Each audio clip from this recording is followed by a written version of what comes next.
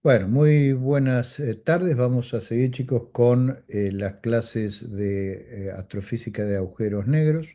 La última clase vimos lo que llamamos, o lo que se suele llamar, paradoja de la información.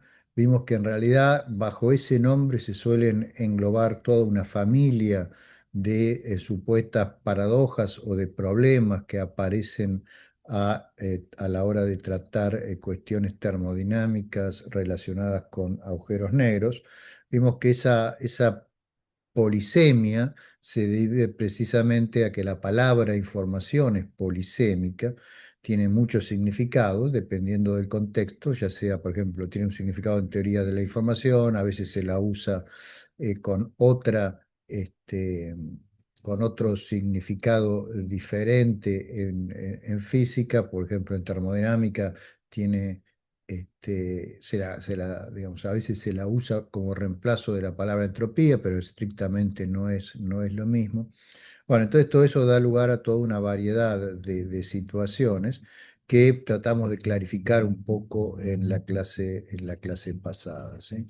Vimos que quizá la más problemática, algunas son pseudoproblemas en realidad, ¿no? Como por ejemplo la idea de que la evaporación de Hawking viola la segunda ley de la termodinámica. En realidad, digamos, la segunda ley de la termodinámica no es violada porque digamos, la evaporación si uno, solo sería violada si uno considerara al agujero negro como un sistema cerrado, pero en realidad es un sistema abierto porque la radiación de Hawking está llevando este, energía del sistema. Entonces el sistema completo es el agujero negro más la radiación de Hawking, y en ese caso la entropía aumenta, no disminuye en concordancia con la segunda ley de la termodinámica, porque la radiación de Hawking es radiación térmica y por lo tanto se lleva este, más entropía perdón, tiene más entropía de la que disminuye el agujero negro.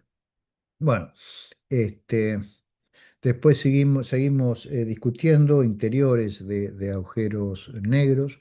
Vimos, bueno, la estructura de los horizontes, vimos las características del espacio-tiempo dentro de cada una de las clases de agujeros negros que estuvimos estudiando en el curso. Y discutimos también algunos problemas que se presentan por la presencia de dos horizontes, como lo que se llama inflación de masa del interior de agujeros negros con dos horizontes, y vimos que es un fenómeno que hace imposible utilizar al segundo horizonte para construir lo que se llama máquinas de supertareas o hipercomputación que permiten calcular supuestamente un número infinito de operaciones en un tiempo finito. Vimos que eso no es posible porque la acumulación de energía en el segundo horizonte tiende a incrementar la curvatura y hacer que el segundo horizonte colapse, digamos, alterando en forma radical el interior del agujero negro tal como está escrito por la solución estricta no perturbada, digamos, de agujero negro de Kerr-Newman, ¿no? Que es la más general de todas.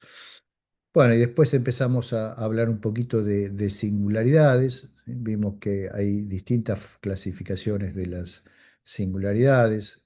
Se habla de singularidades fuertes y débiles de acuerdo a qué es lo que diverge en la región singular.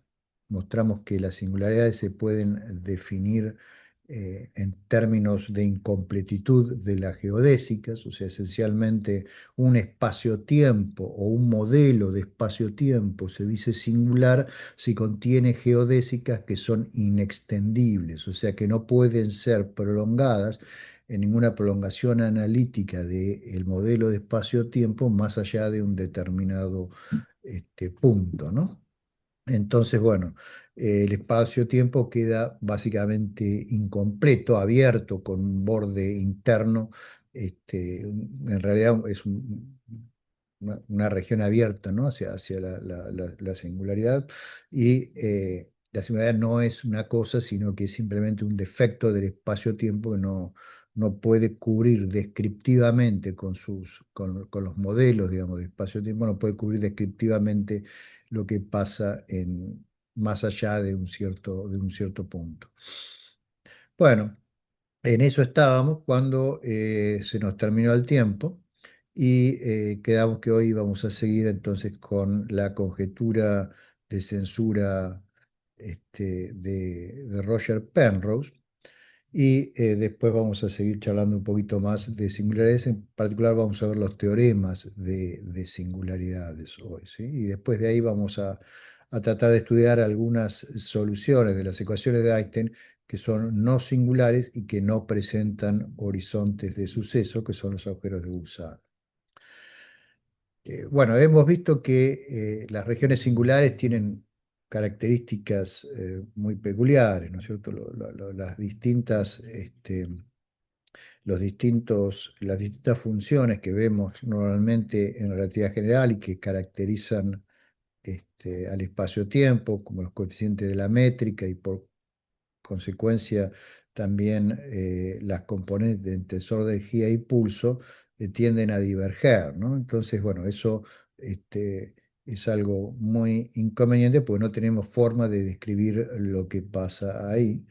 eh, Roger Penrose propuso que estas situaciones solo se dan en el interior de agujeros negros, o sea, básicamente que lo que estamos llamando singularidades, o sea, los modelos de espacio-tiempo singulares solo son modelos que contienen horizontes de sucesos, ¿no? Esa sería la formulación correcta de la conjetura de Penrose. Se la suele enunciar, sin embargo, diciendo que las singularidades siempre están ocultas por horizontes de sucesos, ¿sí? A mí eso mucho no me gusta, esa forma de enunciar la conjetura de Penrose, porque implica una reificación de las singularidades, o sea, implica tratar a las singularidades como si fuesen cosas cuando acabamos de argumentar que en realidad son características de modelos de espacio-tiempo. Entonces, quizá una forma más elegante de enunciar esta conjetura de Penrose es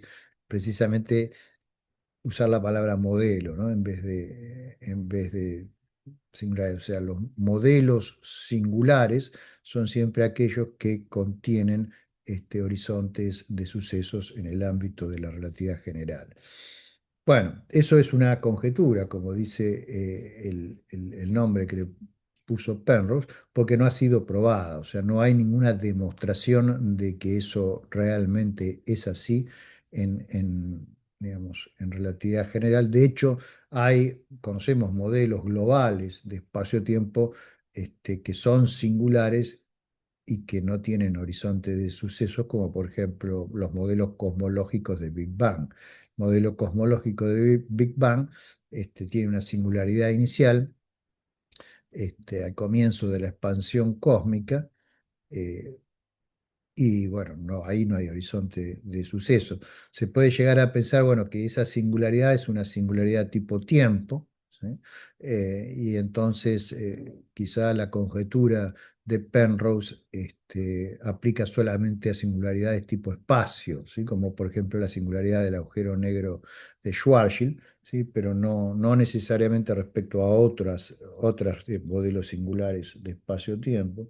Y de ahí que hay una profusa literatura sobre lo que se llama singularidades desnudas, ¿sí? Que son, digamos, situaciones en las cuales estas regiones problemáticas no están cubiertas por horizonte de sucesos, sino que en principio uno puede, digamos, de alguna manera pispear o recibir radiación de la región en cuestión, ¿no? En general, esas situaciones se suelen dar en ciertos modelos de colapso gravitacional, por ejemplo, con rotación, etcétera. De tal manera que la singularidad no es, la región singular no es tipo espacio, sino es tipo tiempo, entonces se logra producir algo, digamos, más o menos como la de la singularidad del Big Bang que queda expuesta, ¿no? Este, Perdonen que a veces se me mezcla la forma de expresarme entre lo que está mal expresado, pero que es la forma usual en la cual hablamos los físicos cuando tratamos de estas cosas, y la forma que sería correcta si uno fuese un purista de los aspectos, digamos, metodológicos y epistemológicos a la hora de tratar estas cuestiones, ¿no? Pero bueno, los hábitos de una vida dedicada a todo esto son difíciles de erradicar, ¿no? Uno, el problema es que aprende a hablar mal cuando está en la universidad estudiando estas cosas, cuando empieza a trabajar y después cuando se da cuenta de cómo debería hablar, es muy difícil ya corregir esas mañas, ¿no? Pero bueno, yo espero que ustedes entiendan que cuando a veces digo singularidad, no es que la estoy reificando como una cosa, sino que es simplemente una forma de referirme a los modelos singulares, ¿sí? O a situaciones en las cuales nuestra descripción de la naturaleza nos arroja a estas regiones que no podemos cubrir con nuestra teoría. Obviamente algo hay en esas regiones, y estos teoremas, perdón, estas teorías de singularidades desnudas en realidad hacen referencia, digamos, a que esas regiones podrían llegar a ser accesibles a un observador en el infinito, porque no estarían cubiertas por horizontes de suceso, ¿no? Bueno, muy bien. Vamos ahora a ver algunos teoremas famosos que fueron formulados por Roger Penrose y por Stephen Hawking durante los años 60 y hasta principios de los años 70, que se suelen considerar como teoremas de existencia de singularidades, ¿sí? En rigor, yo creo que eso es incorrecto, esa interpretación. No se trata de teoremas de existencia, sino que son teoremas de incompletitud. Muestran ciertas condiciones bajo las cuales los modelos de la relatividad general son incompletos en el sentido de que contienen geodésicas que son inextendibles, ¿sí? En el sentido que vimos que se debe definir un modelo singular en relatividad general. Si uno lo considera como un teorema, como a estos teoremas se los considera como teoremas de existencia, yo creo que está cometiendo dos errores. Uno es un error de reificación, ¿no? De nuevo, o sea, confundir lo que es un atributo de un modelo con lo que sería la existencia física de un objeto en el universo, ¿sí? Insisto, no hay singularidades en el universo. Hay problemas que tenemos para describir lo que pasa en ciertas regiones del universo. Y el otro error es pensar que puede haber teoremas que se refieran al mundo empírico y que sean teoremas de existencia. De hecho, es imposible demostrar la existencia de nada en forma puramente teórica, ¿sí? Eh, Uno puede demostrar la existencia de objetos conceptuales que están implicados por los axiomas de una teoría puramente formal, ¿sí? Porque ahí todo se trata de el procedimiento de deducción a partir de los axiomas, se trata de sistemas conceptuales cerrados bajo la operación de deducción. Entonces, por supuesto, uno puede demostrar los teoremas de existencia de ciertos conceptos si asume la existencia de otros conceptos y ciertas reglas de deducción que uno mismo debe obedecer. Eso es el ámbito de la matemática, de los lenguajes formales, de la lógica, pero no tiene nada que ver con la realidad. Si ustedes quieren demostrar la existencia de algo, tienen que digamos, mostrar evidencia empírica sobre la existencia de eso. Por supuesto, puede haber indicios. Ustedes pueden mostrar que ciertas observaciones son indicios que sugieren la posible existencia de algo. Por ejemplo, si ustedes encuentran determinadas huellas de que parecen ser huellas como las que haría un Tyrannosaurus Rex en alguna región, por decir algo, ¿no? Del Congo, digamos, pueden decir, bueno, hay indicios de que podrían haber existido Tyrannosaurus Rex en el Congo, pero eso no quiere decir que ustedes puedan hacer un teorema que demuestre que en el Congo necesariamente hubo Tyrannosaurus Rex. O sea, la prueba final de que hubo Tyrannosaurus Rex en el Congo o no va a ser si ustedes encuentran este, huesos o evidencia directa de la presencia de esos animales en el periodo Jurásico, por decirle algo, en el Congo, ¿no? Sí.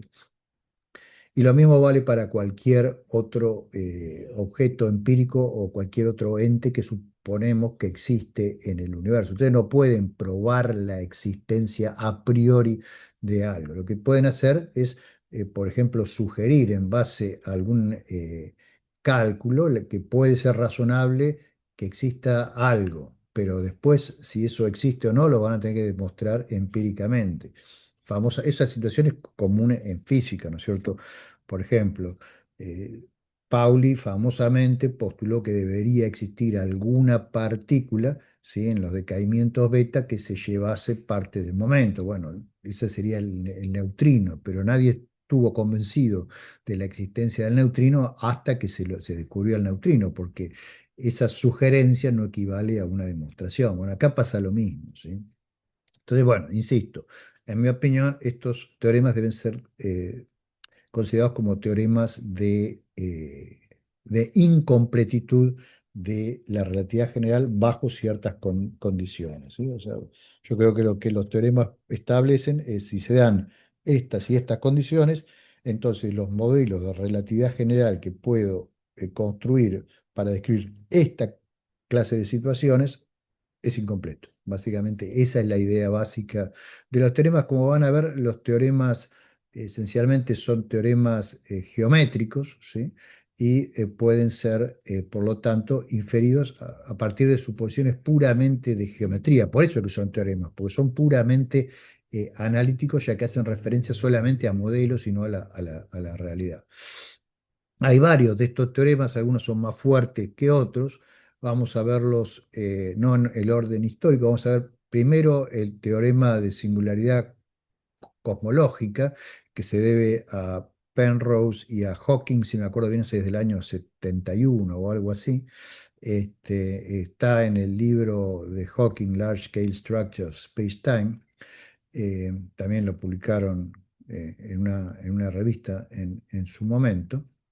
Y después vamos a ver el teorema muy rápidamente, el teorema original de Penrose de 1965, que es muy similar en su demostración, ¿sí? Fijó cuáles eran los lineamientos para este tipo de demostraciones para todos los teoremas que vinieron después, que en general, digamos, difieren de las condiciones, por las condiciones que se suponen, por las hipótesis, ¿no? Algunos son más fuertes que otros respecto a lo que piden y algunos consideran situaciones digamos, relacionadas con la evolución futura del modelo que describe una situación o qué es lo que pasa hacia el pasado, ¿no? Como en el caso este que vamos a ver ahora, que es el de la singularidad cosmológica, como se le suele llamar a los modelos tipo Big Bang, que son singulares en el comienzo de la expansión.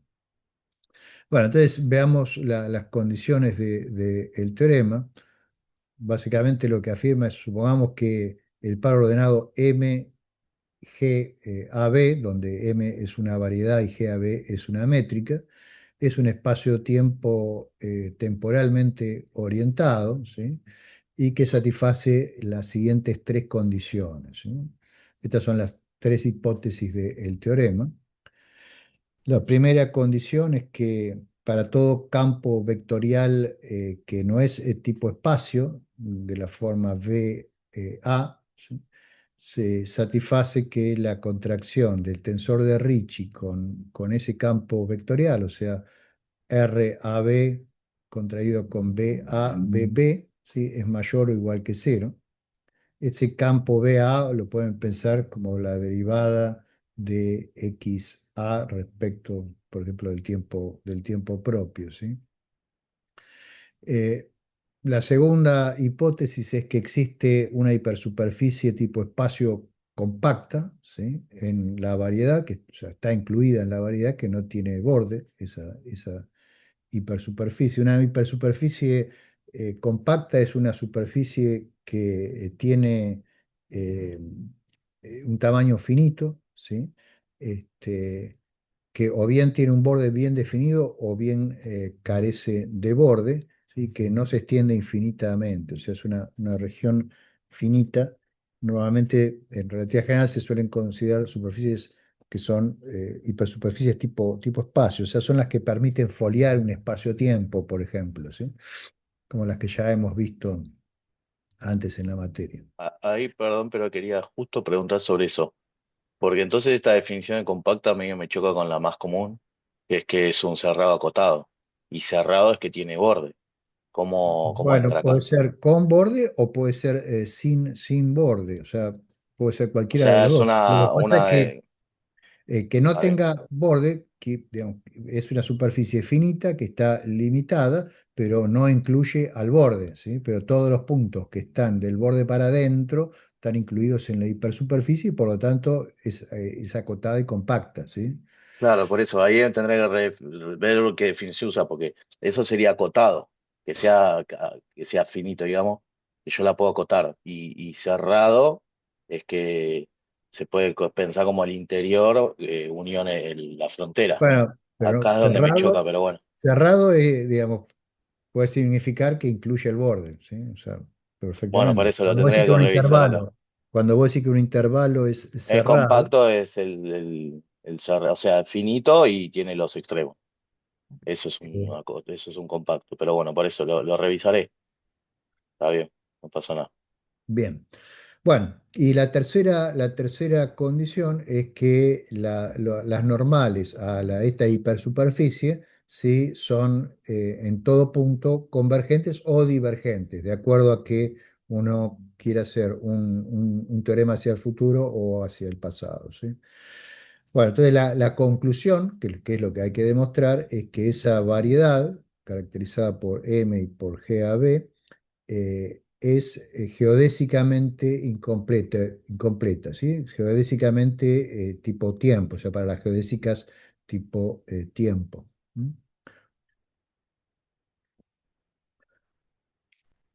Bueno, muy bien. La clave para todos estos teoremas es siempre algo que ya vimos, que es la ecuación de Raychaudhuri. Ustedes se acordarán que la ecuación de Raychaudhuri es una ecuación puramente geométrica que nos da la evolución en una geometría pseudo-riemanniana de lo que llamamos las congruencias, ¿sí? Que son básicamente haces de curvas geodésicas, ¿sí? Y lo que relaciona la ecuación de Raychaudhuri es la expansión de esas geodésicas, o sea, como en cortes sucesivos las geodésicas se van ya sea separando o se van enfocando. La torsión, que nos dice cómo se van enroscando en distintos cortes sucesivos, o sea, a medida que nos vamos desplazando en el espacio-tiempo, y cómo se van deslizando unas sobre otras, ¿sí? En el sentido de deslizamiento o cizalladura, como a veces se dice en castellano. Entonces relaciona el comportamiento de esos tres parámetros que caracterizan la evolución de las geodésicas o las congruencias con la curvatura del espacio-tiempo a través del tensor de Ricci, ¿sí? El tensor de Ricci que está acá, ¿sí? Que ustedes recordarán que en la ecuación de Raychaudhuri aparece contraído, como todos estos son escalares, con un campo vectorial que es tangente a las congruencias, ¿sí? Estos son vectores tangentes a la congruencia. Bueno, entonces, en forma escalar se escribe así esto, y en el caso de relatividad general, en general la torsión y el deslizamiento se toman como cero, o sea que lo que es relevante para nosotros es esta ecuación que ustedes ven, que nos relaciona esencialmente la expansión con el tensor de Ricci, que contiene la curvatura del espacio-tiempo, y un campo vectorial de vectores que son tipo tiempo, ¿sí? O sea que básicamente lo que nos dice una de las condiciones del teorema es que esto es mayor o igual que cero, ¿sí? Entonces ya ahí ya se ve de dónde va a salir la demostración del teorema. Pero fíjense que hay una cosa acá que es interesante, y es que estos teoremas están relacionados con lo que llaman condiciones de energía. Si uno agarra las ecuaciones de Einstein en la forma, digamos, original que las escribió Einstein, ¿se acuerdan que la vimos en las primeras clases? Vamos, Einstein la escribió de la forma el tensor de Ricci es igual a la constante de K capa de la gravitación que tiene a G y tiene a C a la cuarta, etcétera, multiplicada por el tensor de energía e impulso y más o menos, dependiendo de cómo es la convención de los signos, un medio de la traza del tensor de energía e impulso G mu nu, ¿no? Bueno, entonces, si uno contrae todo eso con un campo vectorial tipo tiempo, ¿sí? Que en todo punto sea este, atraviese, digamos, ese campo una y solo una vez, ya que tipo tiempo, a cualquier hipersuperficie del espacio-tiempo, lo que nos queda es esta relación que está acá, ¿no? Y bueno, esto es lo que acabamos de ver y después de este lado nos queda esto, ¿sí? Y entonces, fíjense que exigir que esto sea mayor que cero, bueno, es lo mismo que exigir que todo esto que está acá sea mayor que cero. Y esto es lo que se llama condición de energía fuerte, ¿sí? Entonces, en el fondo lo que el teorema está exigiendo en sus hipótesis es que se cumpla la condición de energía fuerte, ¿sí? Que es una condición impuesta sobre la densidad de energía y el momento de la materia que hay en ese espacio-tiempo, ¿sí? Y básicamente lo que está afirmando esta expresión es que eso nunca puede ser negativo.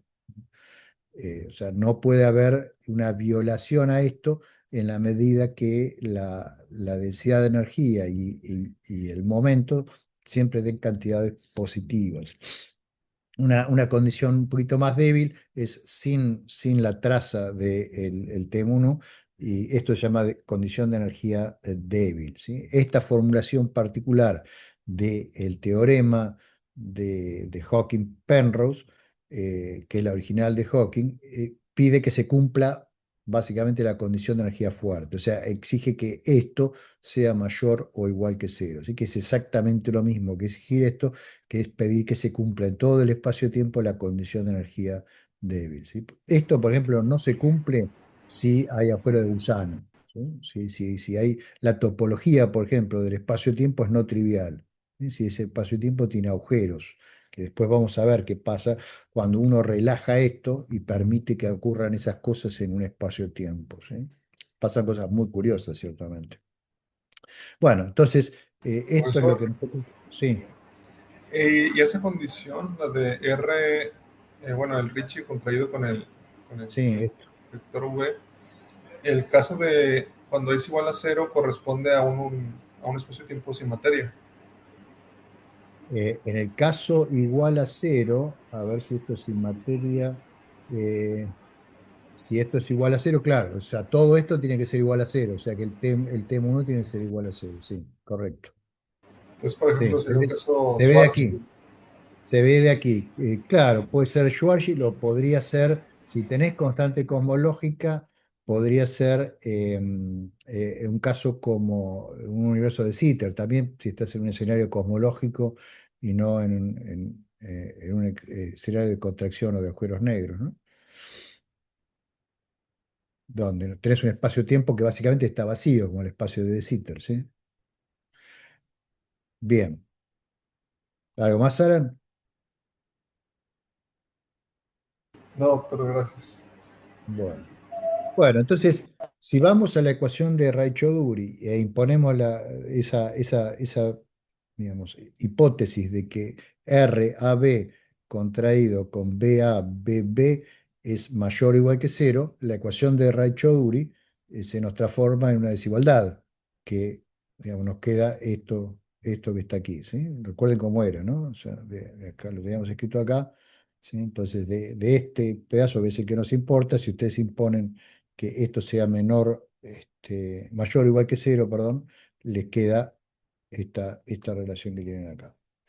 Entonces, bueno, lo único que ahora hay que hacer es integrar esto es el tiempo propio, ¿sí? Entonces uno integra y nos queda esta expresión que está acá, donde hemos integrado a partir de una, una expansión inicial, digamos, que no está especificada, pero es un valor, digamos, finito de expansión. Entonces, fíjense que lo interesante de esto es que cuando el tiempo se va a menos infinito, o sea, cuando nos vamos hacia atrás, perdón, cuando la expansión se va hacia menos infinito, entonces el tiempo nos queda menor que un valor determinado con, digamos, finito. Si nos vamos, digamos, con las congruencias hacia menos infinito, hacia el enfocamiento, eso va a ocurrir, la convergencia total, en un tiempo finito. Y a partir de ahí son inextendibles las geodésicas. Por lo tanto, el modelo de espacio-tiempo, al contener geodésicas que son inextendibles, digamos, cuando uno se va a este tiempo, más allá de ese tiempo, no las puedo extender, estoy en un modelo que es singular, ¿sí? Básicamente de ahí sale la demostración. Entonces la situación es algo así. Tenemos una hipersuperficie, este es el campo vectorial que lo atraviesa de las congruencias, los vectores esos B son, digamos, los vectores tangentes a estas congruencias. Eh, el requisito, digamos, que se impone en las hipótesis es que sean o convergentes o divergentes, ¿sí? En este caso son divergentes, están expandiendo, que es la condición inicial, básicamente. Entonces, básicamente lo que el teorema nos dice es que si nos vamos atrás en un tiempo finito, o sea, digamos, en este gráfico el tiempo va vertical, ¿no? Entonces, a una distancia finita en el gráfico, vamos a tener que todas estas congruencias van a converger en un punto y vamos a tener un número, digamos, infinito de congruencias aquí, y a partir de este punto no puedo extender más ninguna geodésica, ¿no? Eh, entonces, esto es un modelo incompleto, ¿sí? Acá está lo que se llamaría la singularidad del Big Bang. Si ustedes piensan que esto, en realidad, cada una de estas es la trayectoria de una galaxia, esto es una superficie tipo espacio que corta un plano digamos, es una hipersuperficie que corta al universo a un tiempo cósmico, digamos, constante. Entonces, digamos, la dirección de la expansión de las geodésicas me da que la expansión se tuvo que iniciar en un tiempo finito, ¿sí? Hoy sabemos que ese tiempo más o menos es unos 13.800 millones de años, ¿no? Que es el tiempo propio hasta el Big Bang, hasta el comienzo de la expansión. Ahí, bueno, no podemos decir qué es lo que pasa con los modelos de relatividad general, porque son singulares.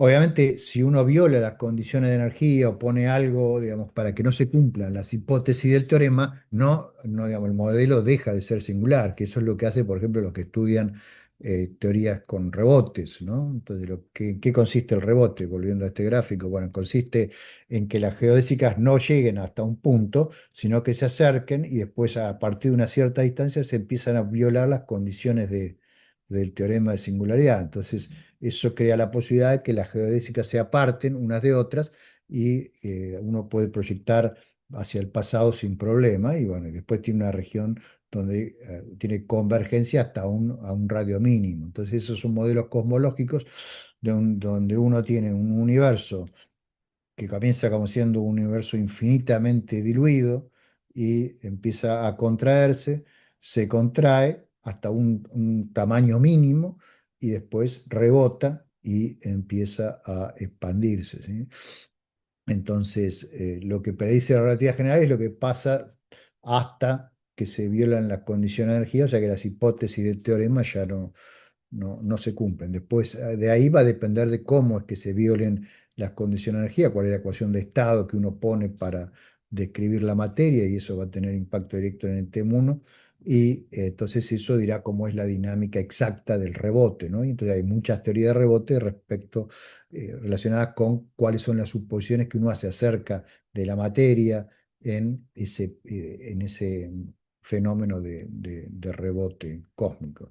Hay, por supuesto, muchas variedades de estas propuestas. Uno puede, por ejemplo, en vez de tener un rebote, uno puede partir de un universo de Einstein. Ustedes saben, un universo de Einstein es un universo estático, es un universo en el cual, con una constante cosmológica, ustedes compensan exactamente la atracción de la gravedad. Entonces tienen un universo de un radio finito y que básicamente tiene ese tamaño indefinidamente. Pero claro, ese sistema es inestable, eso lo mostró Eddington en los años 30. Entonces, bueno, si es inestable, una perturbación lo puede sacar, lo puede hacer este, eh, o expandirse.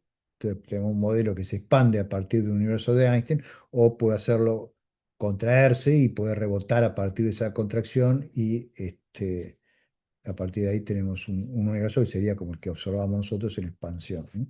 Entonces hay hay una gran variedad de posibilidades que la gente que hace cosmología se dedica a estudiar para evitar modelos singulares en los cuales no sabemos qué decir del comienzo de la expansión. Pero en general todos esos modelos tienen un elemento en común, que es que para evitar que el modelo sea singular, tienen que de alguna manera demandar alguna violación de las condiciones de energía. Si condición de energía fuerte, o en los casos digamos, menos demandantes, la condición de energía débil que vimos recién, ¿sí? En el año 2003, Borde, Guth y Vilenkin probaron otro teorema que es muy parecido al que acabamos de ver, digamos, simplemente para mostrar que espacios-tiempos con inflación también son singulares, a pesar de que en el periodo inflacionario hay una violación de la condición de energía. Pero bueno, la violación que hay ahí de la condición de energía, que es por un campo escalar, que es el que produce el inflatón, ¿no? Que produce la inflación, eso no cambia en general el hecho de que las congruencias sean siempre expansivas, ¿sí? Entonces, geométricamente, ese campo escalar y esa prescripción particular para la violación de las condiciones de energía se puede sortear geométricamente, y uno puede seguir demostrando que el modelo es necesariamente singular, ¿sí? Entonces, los modelos de expansión cósmica con un periodo inflacionario inicial también son modelos singulares. Y eso lo probaron en el año 2003 Borde, Guth y Vilenkin. La prueba es muy sencilla, ustedes para el paper la van a entender a partir de lo que acabamos de ver, ¿sí? El teorema que vimos recién es es el de Hawking y Penrose 1970. Yo me confundí y dije 1971, ¿sí? Que bueno, cuando uno piensa que las congruencias corresponden a las trayectorias de galaxias, y el campo ese vectorial son simplemente las tangentes a estas geodésicas, básicamente lo que hace es transforma eso en un modelo concreto de universo, ¿no? Entonces lo puede aplicar para predecir que ese modelo es singular en el comienzo de su expansión. Bueno, y después está el otro teorema que fue originalmente pensado por Penrose para agujeros negros, ¿sí? Para colapso gravitacional, que es el que dio origen a todos los demás teoremas de singularidad, que es el original de 1965. Lo publicó en un Physical Review Letter, ¿sí? Que se tituló Gravitational Collapse and Space-Time Singularity, ¿sí? De nuevo, acá está el lenguaje que yo digo que hay que evitar, pero bueno, está ya tan arraigado que Penrose, bueno, también lo usó en su momento, ¿no?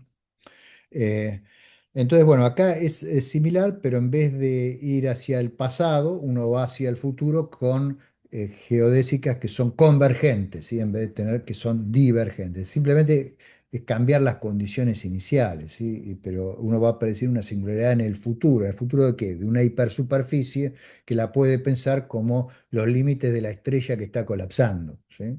Entonces, todas las geodésicas que pasan por esas hipersuperficies que son de tipo tiempo, que apuntan hacia el futuro, son convergentes. Entonces, en el futuro necesariamente va a haber una cáustica, o sea, un punto en el cual todas van a ir a parar, y eso es lo que hace que el modelo sea geodésicamente inextendible. Uno no la puede extender más allá de ese punto. Ese punto, esa región, es precisamente lo que se llama la singularidad, entre comillas, en el interior de un agujero negro. Esto está hecho para el caso original de Penrose, para un agujero negro de Schwarzschild, ¿sí?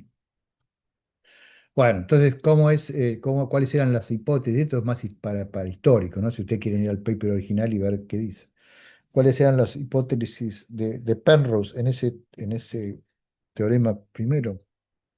Muy similares a las que vimos que después haría con Hawking, ¿no? Eh, el caso del universo. Sea M y G un espacio-tiempo cuadridimensional, ¿sí? Que pseudo-riemanniano, orientable temporalmente, ¿sí? Donde M es la variedad, G es la métrica, es un modelo específico de espacio-tiempo. Y estas las condiciones que supone, de nuevo, son tres.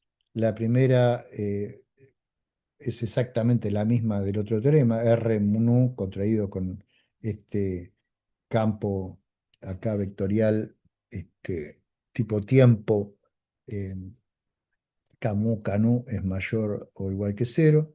Después una condición de hiperbolicidad global, ¿sí? Esto puede mostrarse que básicamente es lo mismo que pedir que no haya violaciones eh, em, a la condición de energía débil, o sea que no es tan demandante como el otro teorema. Eh, Hiperbolicidad global, acuérdense que esto lo vimos al principio de la materia, básicamente significa que uno puede definir una superficie de Cauchy, ¿se acuerdan?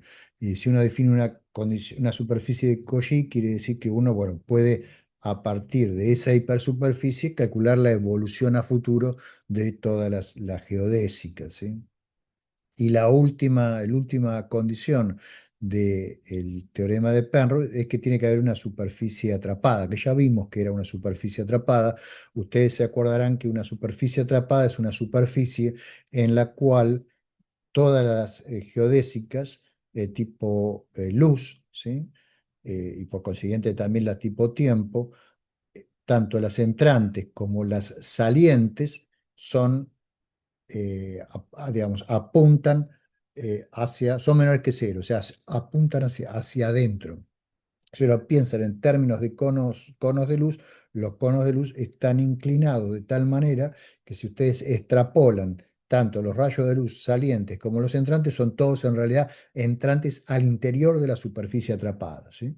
Eso es lo mismo que decir que las geodésicas tipo luz y por lo tanto todas las tipo tiempo van a tener que ser convergentes a partir de la hipersuperficie original que nosotros teníamos, ¿no? Entonces, bueno, el teorema a partir de esas tres suposiciones, básicamente lo que afirma es que ese espacio-tiempo es geodésicamente incompleto, geodésicamente nulo incompleto, o sea, ni siquiera los rayos de luz pueden salir de esa región y uno no puede extender las trayectorias, las congruencias, las nulas, indefinidamente. Va a haber un punto en el cual va a haber una cáustica porque todas van a converger, ¿sí? Y eso va a ocurrir en un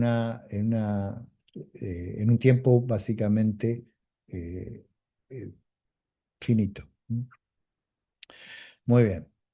Eh, bueno, entonces la demostración es básicamente lo mismo. Este término y este término en la ecuación de Riccioduri son nulos, entonces nos queda solamente este término y este término en el miembro de la derecha, y de la condición de que esto tiene que ser mayor o igual que cero, de nuevo obtenemos esta relación, ¿sí?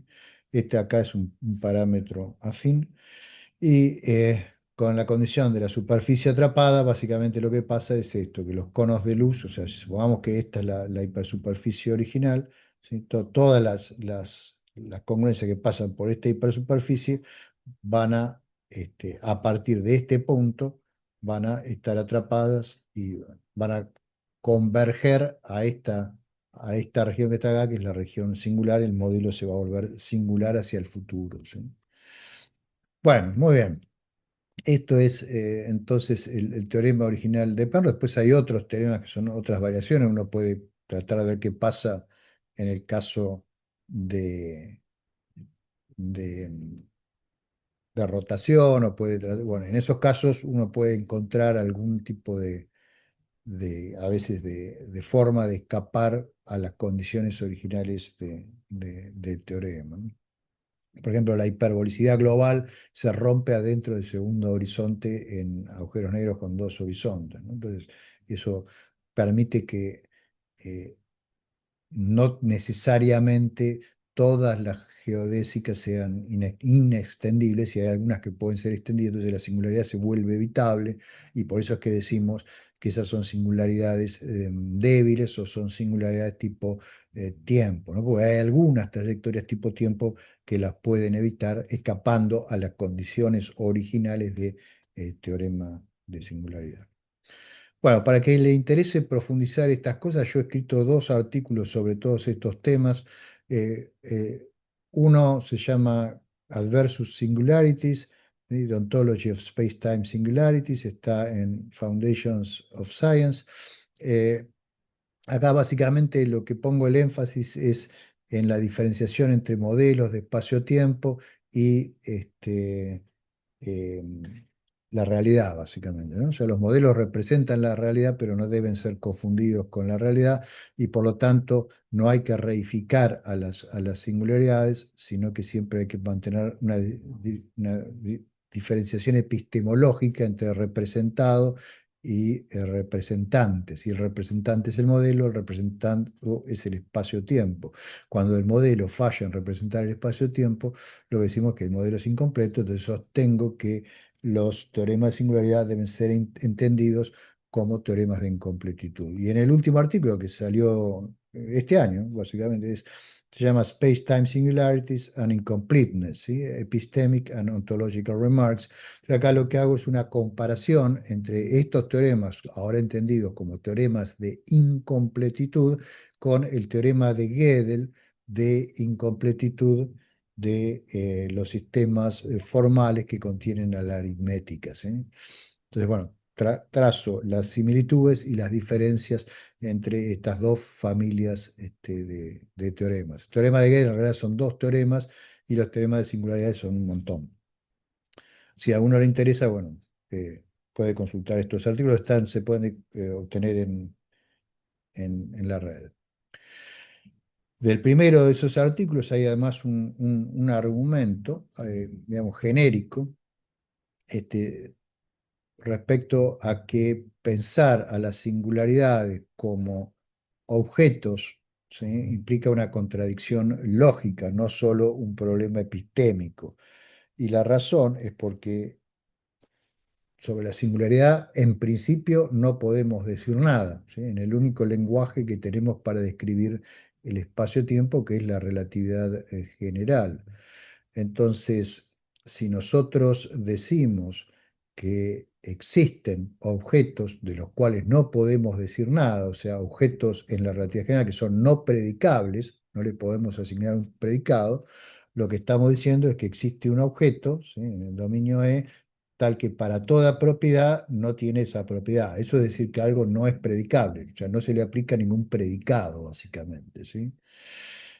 Ahora, fíjense que la estructura lógica de esto es la siguiente, o sea, existe un X perteneciente a E, ¿sí? Es lo mismo que decir que existe X y X pertenece a E, ¿sí? Entonces a esto lo podemos considerar como una propiedad, o sea, la propiedad de pertenencia a E. Es este, el espacio-tiempo, vendría a ser. Entonces, supongamos que le llamamos P1 a esta propiedad de X pertenece a E. Entonces, esta formulita que estaba acá, existe X tal que para todo P no es el caso que P y P1 de X, donde P1 de X es que X pertenece a E, ¿sí? O sea, en vez de poner la E acá, la pongo acá. Ahora, si la pongo acá, estoy diciendo una contradicción, porque estoy diciendo que no aplica ninguna propiedad, ya que acá hay un para todo, y después estoy diciendo que le aplica la propiedad P1, no importa que es P1. Resultó ser esto, pero podría ser como cualquier otro. Entonces, esto es una contradicción, ¿sí? Entonces, hablar de objetos que no son predicables en algún dominio, en este caso la relatividad general, es una contradicción en términos, ¿sí? Entonces, ese es un argumento adicional. Bueno, ahora vamos a empezar a discutir un wormholes. Seguramente todos ustedes han oído alguna vez hablar sobre wormholes o agujeros de gusano, como se diría en castellano. Eh, Seguramente por la literatura de ciencia ficción o por las películas, ¿sí? Aparecen en numerosas películas los agujeros de gusano, por ejemplo, en Interstellar, notablemente, también en la película Contacto. De hecho, el concepto moderno de agujero de gusano, después si tengo tiempo les voy a contar un poquito, fue desarrollado originalmente por Kip Thorne para que lo incluyera Carl Sagan en la novela Contacto, que después daría lugar a la película de Robert Zemeckis de 1997, Contacto, ¿sí? O sea que están íntimamente ligados los agujeros de gusano, a pesar de que son soluciones de las ecuaciones de Einstein, válidas, perfectamente estudiadas, están ligados a la literatura y al cine de ciencia ficción. La primera intuición de agujeros de gusano fue, la debemos al propio Einstein, ¿no? Einstein, con un trabajo que hizo con Rosen, Nathan Rosen, en la década del 30, eh, propuso la primera solución de este tipo. Es una solución que básicamente consistió en el pegado de dos soluciones de Schwarzschild, una solución de Schwarzschild convergente, la normal, digamos, con una solución de Schwarzschild de lo que hoy llamaríamos un agujero blanco, ¿sí? Entonces, lo que le quedó fue lo que se conoce como un puente de Einstein-Rosen, ¿sí? Einstein-Rosen Bridge. Y ese puente, sin embargo, no es un agujero de gusano moderno, porque, claro, o sea, él simplemente pegó las dos soluciones, pero eso en el lado del agujero negro de Schwarzschild se satisfacen las condiciones del teorema de Penrose y entonces tiende a colapsar la región de tránsito de una solución a la otra. Es totalmente inestable y se cierra a la velocidad de la luz, ese puente de Einstein-Rosen, ¿no? Entonces, no es un agujero de gusano estable. Entonces, ¿qué es un agujero de gusano? Un agujero de gusano esencialmente es una región de espacio-tiempo con una topología no trivial, ¿sí? Una topología, hago referencia a la forma del agujero negro, del espacio-tiempo, la, la geometría, que es lo que determinan las ecuaciones de Einstein, ¿sí? Nos dice cómo es la curvatura del espacio-tiempo, pero no nos dice nada acerca de cómo es la topología de ese espacio, en el sentido de si, por ejemplo, tiene agujeros o no, ¿sí? O si es eh, con una topología simple, como puede ser, por ejemplo, una esfera, o si es como una dona, o si es como algo que es como un queso de Gruyère, o si es una botella de Klein. O sea, la forma general del espacio-tiempo no está descrita por la relatividad especial. El general, perdón, lo que describe la relatividad general es la geometría diferencial, o sea, la geometría local, cómo se comporta la curvatura a pequeña escala, ¿no? Pero a gran escala, como es la forma general del espacio, la topología, no, las propiedades más generales del espacio de fondo no nos dice nada. O sea, la relatividad general es perfectamente válida en un espacio topológicamente simple o trivial, como también lo puede ser en un espacio-tiempo con una topología no trivial. Entonces, bueno, un wormhole es una manifestación de una topología no trivial, básicamente una topología en la cual hay agujeros, ¿sí? Por eso de ahí el nombre, wormhole, que lo introdujo John Archibald Wheeler, ¿sí? En la década del 50. Eh, un wormhole esencialmente está conformado por, digamos, una garganta, ¿sí? Y dos bocas, como se le llama, que conectan dos regiones que de otra manera serían distantes del espacio-tiempo. Lo pueden pensar de esta forma, o sea, tenemos la primera boca, ¿sí? Acá está la segunda boca y esto que está aquí es lo que se conoce como la garganta, ¿sí? Que es lo que conecta las dos bocas. Entonces, fíjense que el nombre de agujero de gusano se justifica en el sentido que parece como un agujero que ha hecho un gusanito a través de una manzana, ¿sí? Una cosa así. Normalmente, si este agujero no estaría, si yo quiero ir de este punto a este punto, tengo que ir por el espacio-tiempo normal, continuo, todo por aquí y llegar hasta aquí, ¿sí? Esto tiene alguna curvatura a gran escala que no está definida en este dibujito.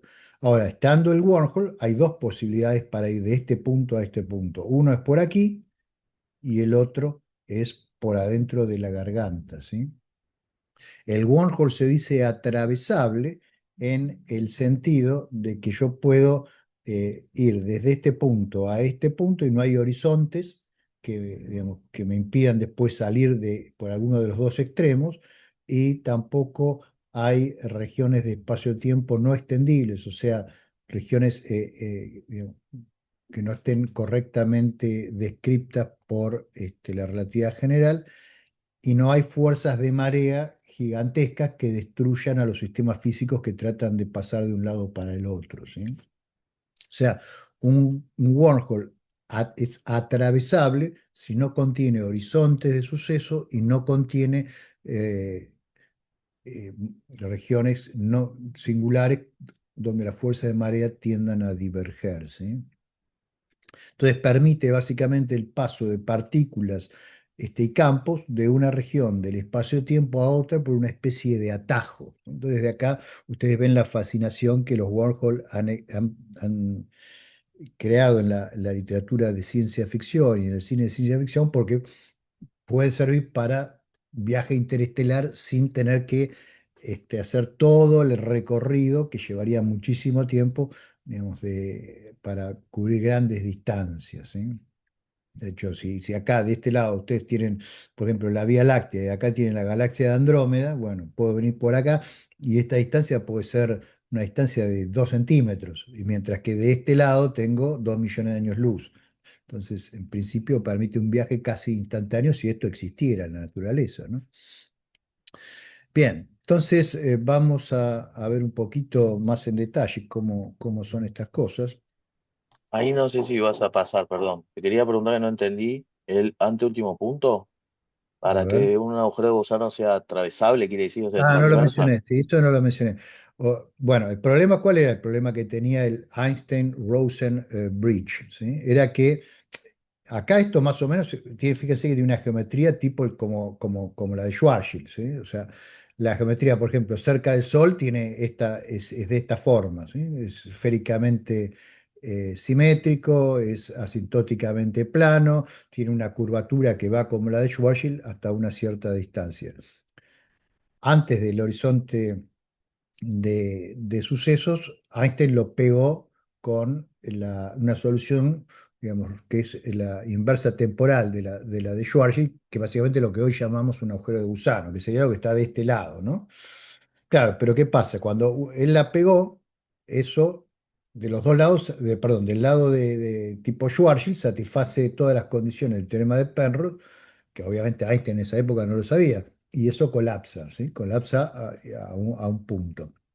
Entonces tenemos una cáustica y una divergencia de fuerza de marea infinito y todos los problemas asociados. Entonces, para que no colapse, para evitar ese colapso, lo que hay que hacer es violar las condiciones del teorema de Penrose para que no se cumpla.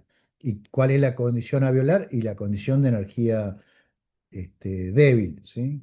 Entonces, si uno viola la condición de energía débil, tiene la posibilidad de compensar el colapso gravitacional con una fuerza repulsiva que ejerce la materia que está en la garganta, o sea, en esta región de por acá, y mantener una estructura estable si logra equilibrar la repulsión de la materia con la atracción de la gravedad creando un puente, ¿sí? Un puente que a diferencia del de Einstein no sea un puente que colapsa inmediatamente, sino un puente que es atravesable, ¿sí? De ahí a eso viene justo la condición esta que me olvidé de mencionar que me hizo llamar la atención Emiliano. ¿Se entiende?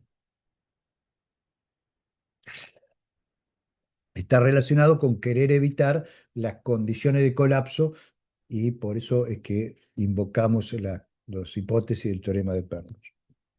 Bueno, ¿cómo es la métrica de esto? Bueno, voy a seguir más o menos las ideas de cómo la construyó por primera vez Kip Thorne junto con Michael Morris en el año 1988, cuando es que ellos descubren por primera vez el concepto de wormhole moderno. Esto es un artículo muy lindo que les recomiendo a todos ustedes que lean.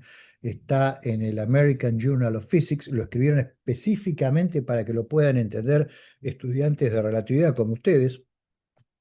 Está escrito en un lenguaje muy didáctico. En su libro sobre Time Warps and Black Holes, Thorne cuenta la historia de ese paper famoso y cuenta cómo, digamos, cómo él empezó a trabajar en estas soluciones. Se los menciono brevemente porque es muy interesante. Eh, Thorne era amigo de Carl Sagan, ¿no? Y Carl Sagan estaba en esa época escribiendo a fines de los años 80, la novela Contacto. Entonces, en un momento, la protagonista de la novela, que en la película de Robert Zemeckis es, este, ¿cómo se llama esta actriz? Ay, por Dios, no tengo la punta de la lengua. Bueno, Ellen Haraway es el nombre del personaje, pero la actriz que la interpreta es, ay, por Dios, esta chica. Ninguno de ustedes es cinéfilo, por Dios, como para sacarme de la Sí, tortura. la No, vi, no. la tengo en la cara, pero no me acuerdo. Es de la actriz, la tengo en la cara, pero no me acuerdo el nombre tampoco. Ahora, Sí, si querés, sí, te lo busco. sí. Bueno, ya me va a salir, ya me va a salir. Si la encuentran, pues es una tortura cuando tenés un nombre ahí y no te sale y se decís que es algo elemental, ¿no? Bueno, entonces, ¿qué pasa? En la novela Judy original, Foster puede ser. Jodie Foster, claro, sí, Jodie Foster. Muy bien. Entonces, en la novela, Helen Harrow, la protagonista, tiene que viajar a Sirio, ¿no? Creo que era Sirio, este, que es bueno, una estrella cercana, ¿no? Pero bueno, el viaje normal no llevaría más que una vida humana, entonces Carl Sagan, que no era relativista, sino, como ustedes saben, era un físico planetario, lo que se le ocurre es, bueno, la tiro adentro de un agujero negro y que salga por un agujero blanco, ¿sí? Entonces se lo dio a leer a Kip Thorne para que Kip Thorne le dijera a ver si estaba cometiendo algún error o no en la interpretación física, porque quería tener toda la física de la novela bien. Y claro, Kip Thorne vio eso y se agarró la cabeza porque dice, no, no, si la tirás a un agujero negro, primero, o sea, no sale más de ahí porque tiene un horizonte de suceso y después va a terminar en la singularidad y la van a destruir la fuerza de marea. O sea, eso no te va a servir para nada, así no la podés mandar. Y después, bueno, que le arruinó el argumento, se quedó como mal Kip Thorne, ¿no? Entonces dice, no, tengo por saga, le arruiné todo, tengo que encontrarle algún tipo de solución a su problema. Entonces se puso a pensar qué condiciones tendría que satisfacer una métrica para poder crear algo que fuese atravesable por Helen Haraway en la novela y que no muriese en el transcurso del viaje, de tal manera que la novela pudiese continuar con el resto del argumento. Y bueno, así fue construyendo una solución, que es lo que hoy conocemos como solución de agujero de gusano, imponiendo las condiciones necesarias para que un ser humano lo pudiese atravesar eso sin problemas y que no tuviese las limitaciones que tenía un puente de Einstein-Rosen, ¿no? Bueno, entonces lo que él empezó diciendo, bueno, primero vamos a hacer la suposición más simple, como hizo Schwarzschild, o sea, aprendamos de los grandes. Entonces, la suposición más simple, ¿cuál es? Simetría esférica. Bueno, listo, agarramos una métrica en simetría esférica, o sea que la parte, digamos, angular de la métrica ya sabemos perfectamente cómo es. Solo nos queda saber qué condiciones debe cumplir los coeficientes GTT y GRR para que Ellen Harrow pueda sobrevivir, ¿no? Y puede ir de un punto a otro a través de una especie de puente entre estrellas. Es el título de una novela de Jack Williamson y James E. Gunn, que es muy buena. Yo la leí cuando era adolescente y es una novela de 1955, ¿no? O sea, estos conceptos los adelantó la ciencia ficción antes de que tuviesen estas soluciones. Es increíble. Bueno, entonces, el tema está acá y está acá. Entonces, bueno, vamos a hacer unas suposiciones sencillas, dice este, Kip Thorne. Primero, esta métrica tiene que ser asintóticamente plano. O sea, la imagen que él tenía era una cosa como esto que ustedes están viendo acá en estos dibujitos que son sacados de su paper original. Entonces, bueno, asintóticamente tiene que ser plano. Entonces, esto tiene que írseme a R. Cuando R se va a infinito, esto se me tiene que ir a Minkowski. Bueno, ahí ya tenemos una condición. Segunda condición, el término GTT, que es el que nos da la singularidad, ¿sí? Hablando mal y pronto, tiene que permanecer finito en todo momento, no puede diverger, ¿sí? O sea, acuérdense que en Schwarzschild ustedes acá tienen algo que cuando R se hace igual a cero, se me va a infinito. Bueno, eso no tiene que pasar. Entonces, ¿cómo hago para que no se me vaya a infinito? Eso, bueno, voy a poner una función exponencial de este tipo, ¿sí? Entonces, cosa que no tener algo en el dividendo que cuando se hace cero, me lo haga explotar el término GTT. Después vamos a ver qué condiciones debe cumplir esta función que él le llamó la función de Redshift, ¿sí? de, este, de la solución. O sea, básicamente esto va a tener que permanecer siempre finito en todo momento, no se tiene que ir a infinito. O sea, esto no puede ser, por ejemplo, algo de la forma 1/R, ¿sí? Para que entonces esto se me explote y con el exponencial me recontra explote. Tiene que ser siempre finito para todo valor de R. Es una condición que hay que imponerle a esta función phi, a la función de Redshift, como él le llamó, ¿sí? Y luego está el tema de los horizontes. No tengo que tener horizonte. Acuérdense que el horizonte aparece acá en Schwarzschild, en GRR, ¿sí? Cuando R se hace igual a 2GM sobre C cuadrado, eso me da el horizonte, una singularidad aparente, que es el horizonte de suceso, que si bien es una superficie atravesable, es atravesable solamente en una dirección. Entonces, eso no me tiene que pasar acá. Entonces, esta función BR que él pone acá, lo escribe tipo como sería la de Schwarzschild, pero claro, esta BR me tiene que salvar de ese problema. Tiene que ser tal que determine la geometría del wormhole, ¿sí? La forma del wormhole, por eso se llama función de forma, ¿sí? De tal manera que no haya horizontes, ¿sí? No tienen que aparecer horizontes. Y bueno, después está el tema este de la garganta, que es esto que está acá. Entonces él razonó así, dijo, bueno, lo que tiene que pasar es que a medida que yo me voy metiendo, o sea, me voy acercando a R cada vez más chicos, va a llegar un punto en que voy a llegar a una R mínimo. Y de ese R mínimo, después R tiene que volver a crecer, ¿sí? Pero va a crecer ahora del otro lado del universo, el lado conectado.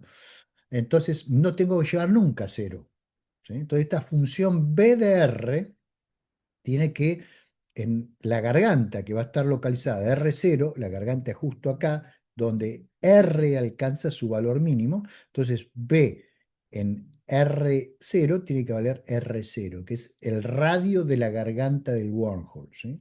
Entonces tengan en cuenta que esto es un diagrama de embedding, entonces el espacio-tiempo nuestro que estamos representando acá con estas dos coordenadas, ¿sí?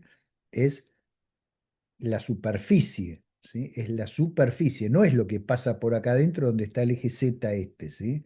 Esta Z está fuera del espacio-tiempo, está en un hiperespacio. Esto es una embedding, una visualización, porque lo estoy metiendo en un espacio de dimensión superior, donde está esta dimensión Z que en el espacio-tiempo nuestro no está. Y lo que estoy haciendo del embedding es de la parte bidimensional TTRR, ¿sí?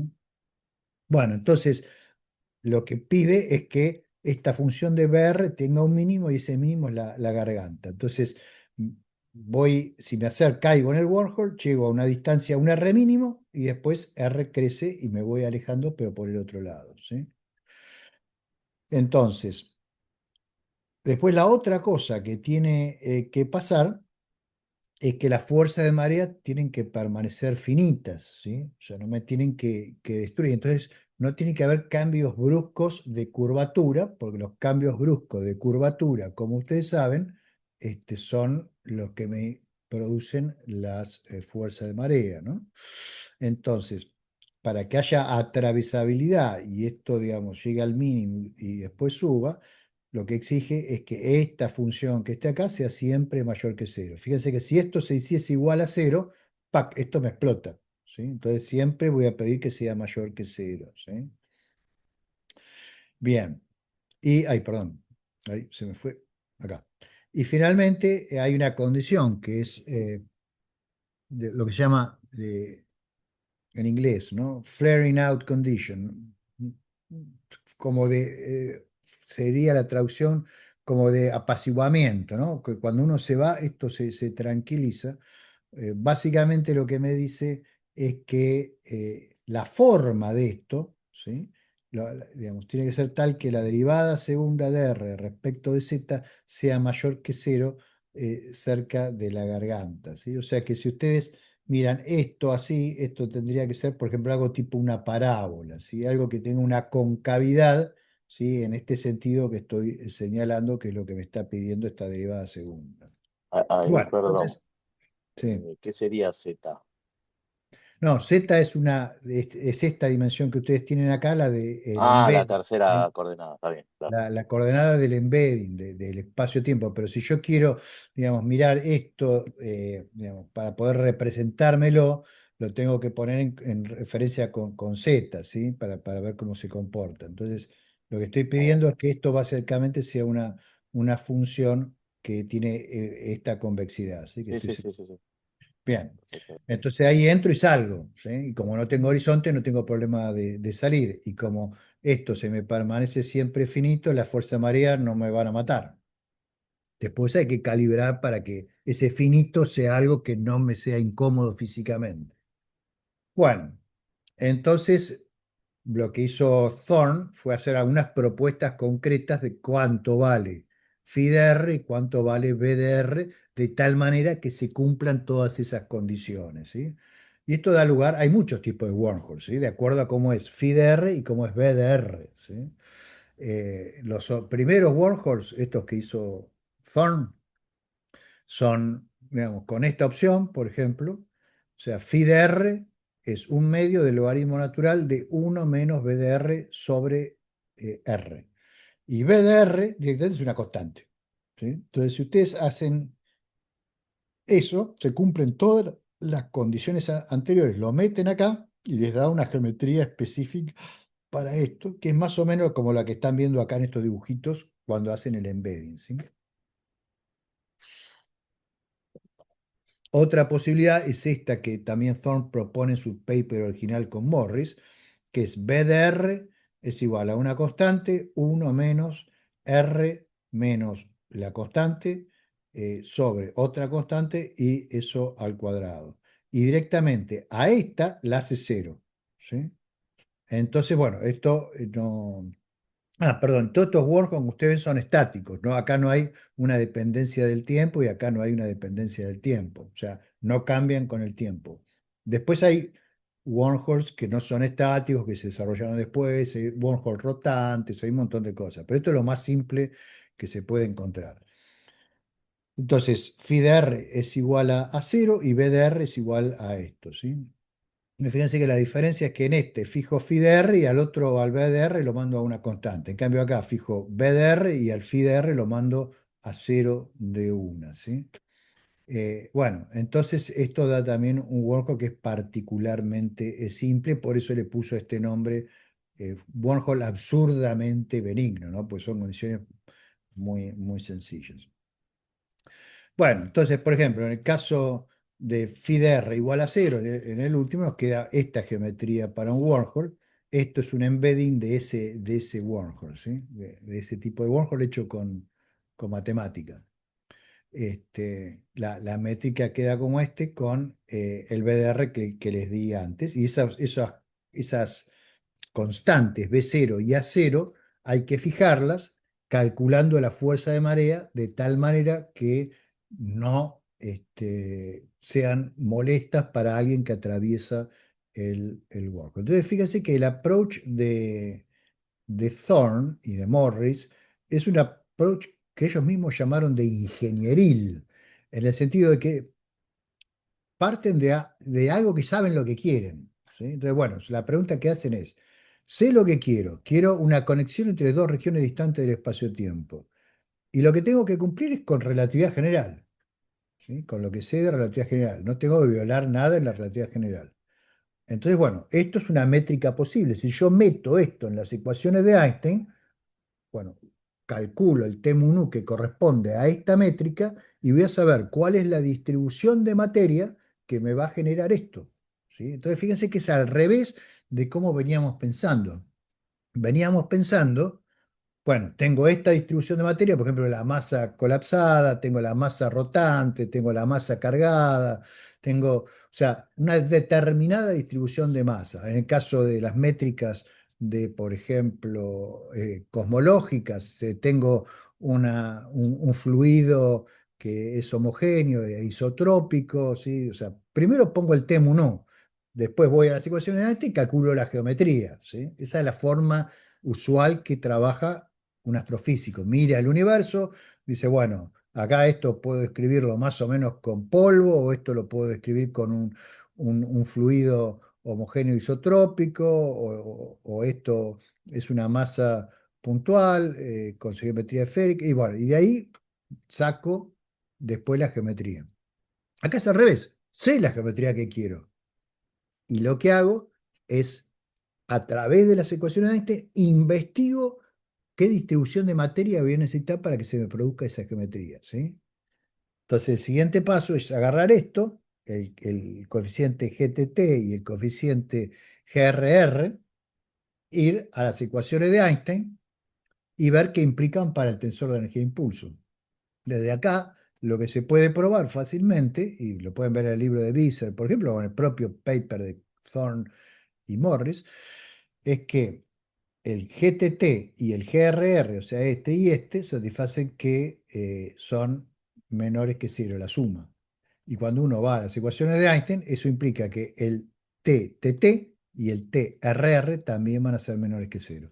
Pero que esto sea menor que cero representa una violación de la condición de energía nula, ¿sí? Que es una de las varias condiciones de energía que se pueden violar. De hecho, es cuando ahí en la desigualdad le ponen el igual a cero, ¿sí?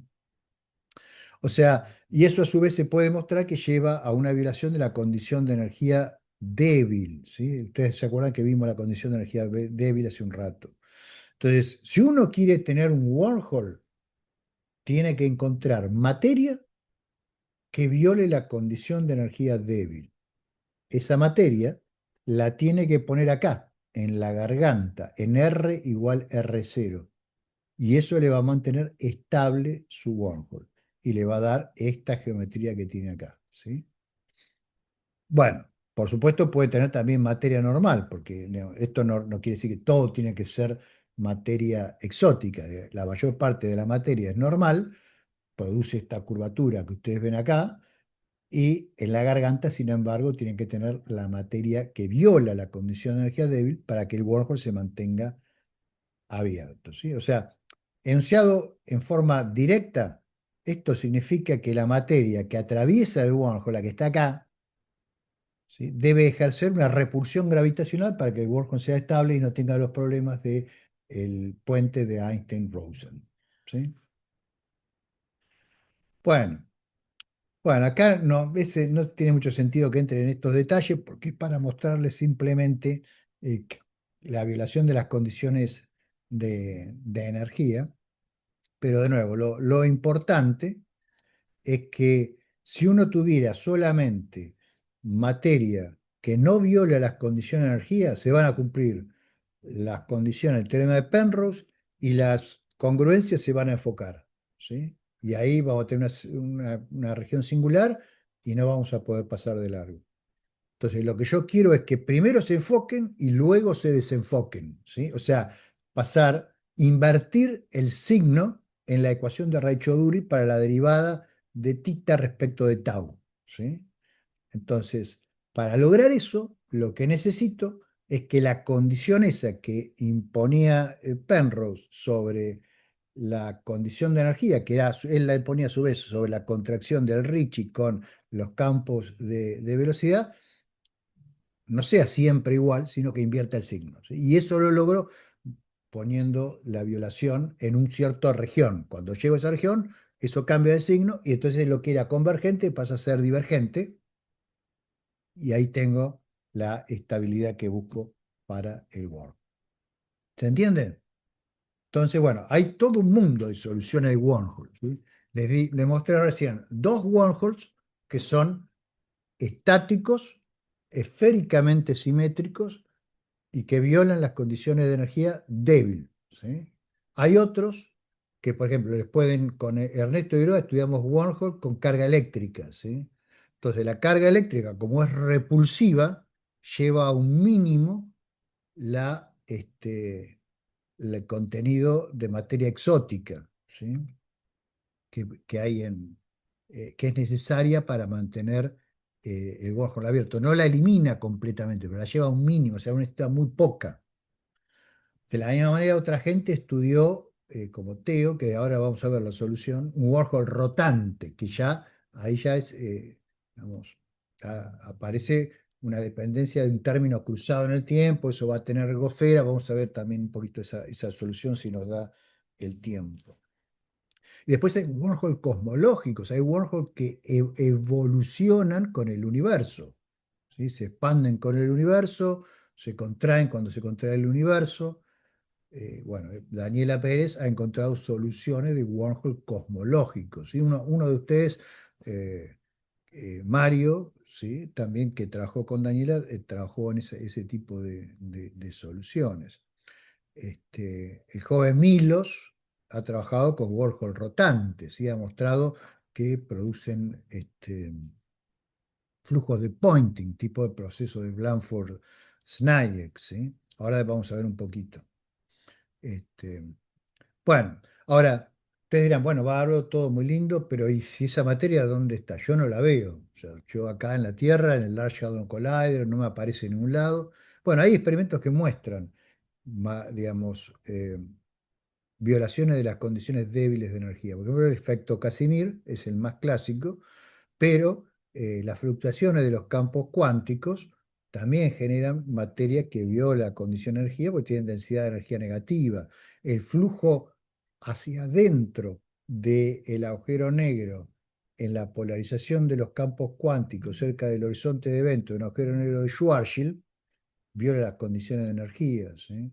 Eh, de hecho, un campo escalar como el inflatón viola las condiciones de energía.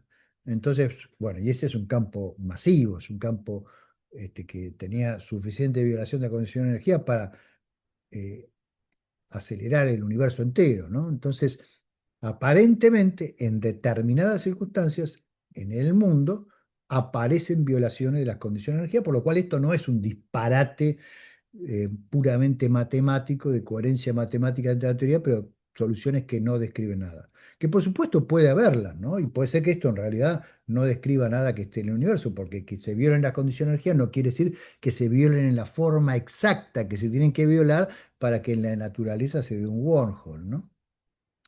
Pero la situación es bastante similar a la situación de cuando Schwarzschild descubrió su solución. La solución externa sabemos que describe perfectamente el sistema solar y cualquier, digamos, objeto que pueda a algún nivel representarse como una masa puntual. Pero la región más interna, que describe lo que hoy llamamos un agujero negro de Schwarzschild, nadie supo si eso podía existir en la naturaleza o no hasta los años 60, ¿sí? Con los teoremas esto de Penrose, cuando se descubre la métrica de Kerr, cuando Finkelstein muestra que en realidad esa singularidad que aparecía en el radio de Schwarzschild era aparente y podía ser removida, era un efecto de las coordenadas.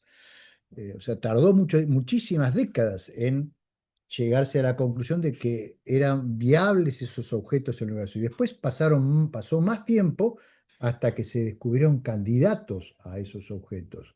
Y recién ahora tenemos imágenes de la sombra de los agujeros negros sobre fondos de radiación, como estuvimos viendo cuando hablamos de las imágenes del Event Horizon Telescope, ¿no?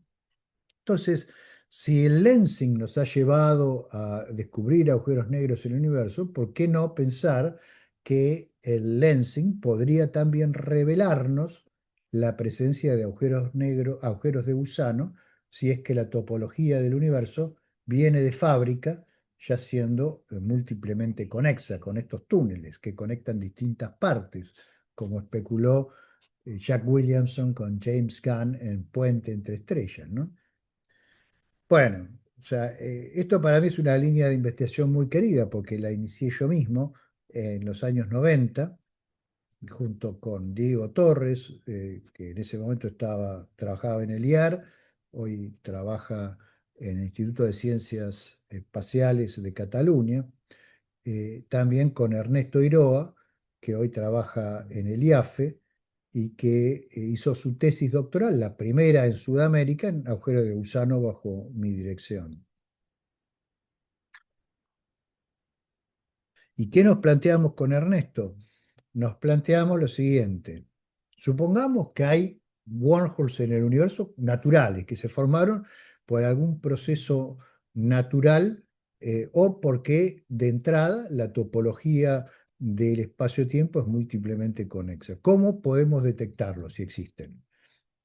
Bueno, un wormhole tiene cosas que son diferentes a un agujero negro que nos permitirían detectarlo. Y lo más obvio es este tema de la materia exótica, ¿no? Como se le llama, la materia con una densidad de energía negativa. Fíjense que una densidad de energía negativa por E igual a mc cuadrado implica un efecto igual a que tendría una masa negativa. Una masa negativa, a diferencia de una masa positiva, que como vimos cuando estudiamos lensing gravitacional, actúa como una lente convergente, una masa negativa actúa como una lente divergente. O sea, rayos de luz que vienen de estrellas de fondo, en vez de converger como si fuese un efecto de refracción eh, de la luz de una lente, actúa como una lente divergente, ¿sí? Que tiene, en vez de ser como una lenteja, es como convexa, ¿no? Entonces los rayos de luz se apartan cuando pasan por ella. Entonces eso, concluimos con Ernesto, tiene que tener fenómenos observables distintos de un agujero negro que se cruza por la línea de la visual contra estrellas de fondo. Eso, y hay otra cosa más, el agujero negro no emite luz, pero el wormhole sí. Un wormhole, ¿cómo sería la apariencia de un wormhole si yo mirara el wormhole? Lo tuviera ahí y lo miro. Bueno, si lo miro vería una cosa como esta. ¿Por qué? Porque a diferencia del agujero negro del cual nada sale, del wormhole no sale toda la luz de lo que está del otro lado. Entonces, si del otro lado tengo otra región del universo, por ejemplo, donde tengo una galaxia como esta que está acá, tengo acá, no sé, esto parecería ser como una nube de polvo o alguna cosa por el estilo, bueno, la luz que me va a salir va a ser lo de eso, pero como tiene una simetría esférica, lo voy a ver como saliendo de una esfera, ¿sí? En todas las direcciones. Entonces, la apariencia del wormhole, si yo lo lograra resolver, sería una cosa así. Pero bueno, no voy a poder resolverlo porque el tamaño de esto es insignificante, ¿sí? Este, por ejemplo, para mantener abierto una garganta, ¿sí? Esto es la boca, pero para mantener abierta una garganta de 3 metros de diámetro, de tal manera que la pueda pasar una persona caminando parada, confortable, necesito una cantidad de materia exótica. Obvio, esto depende del tipo de wormhole, ¿no? Porque como les dije, si le pongo carga es una cosa, si rota es otra cosa, pero en los wormholes esos que vimos al principio, estáticos, donde todo depende de básicamente unas constantes que tengo que meter ahí y ajustarlas para que el wormhole no genere fuerzas de marea molestas y demás. Bueno, la cantidad de materia exótica que me aparece en un wormhole de esos es, si tiene un radio de 3 metros la garganta, R0 igual 3 metros, es una masa solar de materia exótica, ¿sí? Entonces, si tuviese un wormhole gigante, tendría que tener millones de masas solares en materia exótica. Entonces, lo que uno esperaría es que en el universo haya wormholes más bien chiquititos, ¿sí? Bueno, entonces, El lensing gravitacional sería una cosa así, de un wormhole que se me cruza contra un campo visual, pero fíjense que aquí estas estrellas que aparecen adentro del wormhole, no son las cosas que están acá afuera, las cosas que están afuera se deforman de distintas maneras, pero lo que me sale de adentro es lo que viene del otro lado del universo que está conectado el wormhole, ¿sí? Ahora, ¿y qué pasa en los eventos de microlens? Ustedes se acuerdan que dedujimos la ecuación de la lente, dedujimos un montón de cosas de óptica geométrica. Bueno, acá hay que reproducir la óptica geométrica gravitacional, pero con lentes que son lentes divergentes, ¿sí? No convergentes. Eso se puede hacer, lo hicimos con Ernesto Eiroa y con Diego Torres, desarrollamos toda esa teoría, y también con una colega rusa, pero que estaba trabajando en esa época en la India, que se llama o se llamaba Margarita Safanova. Estos son algunos resultados de nuestros trabajos, ¿sí? Por ejemplo, estos son eventos de lensing, ¿sí? Acá pasa la lente, forma un anillo de Einstein también, ¿sí? Bueno, pero ¿qué pasa? En un tránsito normal, como vimos, lo que pasa es que la intensidad es baja, sube, tiene un máximo y en forma simétrica decae, ¿sí? Ustedes se acuerdan cómo eran los perfiles de amplificación de las curvas de luz de el paso de un agujero negro por la línea de la visual con una estrella de fondo. Acá pasa algo insólito, miren. Acá tenemos un nivel de la estrella que es el usual y de repente tenemos ¡puc! Una subida y después una bajada y desaparece la estrella. Pasa un tiempo, una subida, baja y vuelve a estar el brillo normal de la estrella, ¿sí? Esto es el caso en que la estrella de fondo es mucho más chica que el anillo de Einstein del wormhole. Entonces, ¿qué es lo que está pasando? En la región donde está transitando el anillo de Einstein, no nos llegan fotones. ¿Por qué? Porque esos fotones se separan y no llegan a nosotros donde hubieran llegado si la lente hubiese sido convergente. O sea, en el caso de una lente convergente, yo hubiera obtenido acá un máximo en el medio, pero no obtengo nada, ¿sí? Bueno, esto es un comportamiento que ustedes se dan cuenta completamente diferente. Ahora, si empiezo a incrementar el tamaño de la fuente respecto al anillo de Einstein, estas CASP se llaman en inglés, sería este, como esos picos que aparecen al principio y al final del tránsito, se suavizan mucho. ¿Ven? Acá es más grande la fuente respecto al anillo de antes, es más grande acá, cada vez se suaviza más y aún más grande acá, fíjense cómo se suaviza. Pero en todos los casos, en el momento culmine del tránsito, no recibo radiación de la estrella. Y eso es completamente diferente de lo que sucedería con un agujero negro. Estos son imágenes de cómo, si uno lo pudiera resolver, ¿no? Cómo se distorsiona la imagen de una fuente de fondo cuando pasa un wormhole por arriba, ¿sí? Entonces, bueno, los wormholes crean sombras porque divergen los rayos que pasan por adentro del anillo de Einstein y no llegan a nosotros. O sea que cuando se produce el tránsito hay una caída de la intensidad.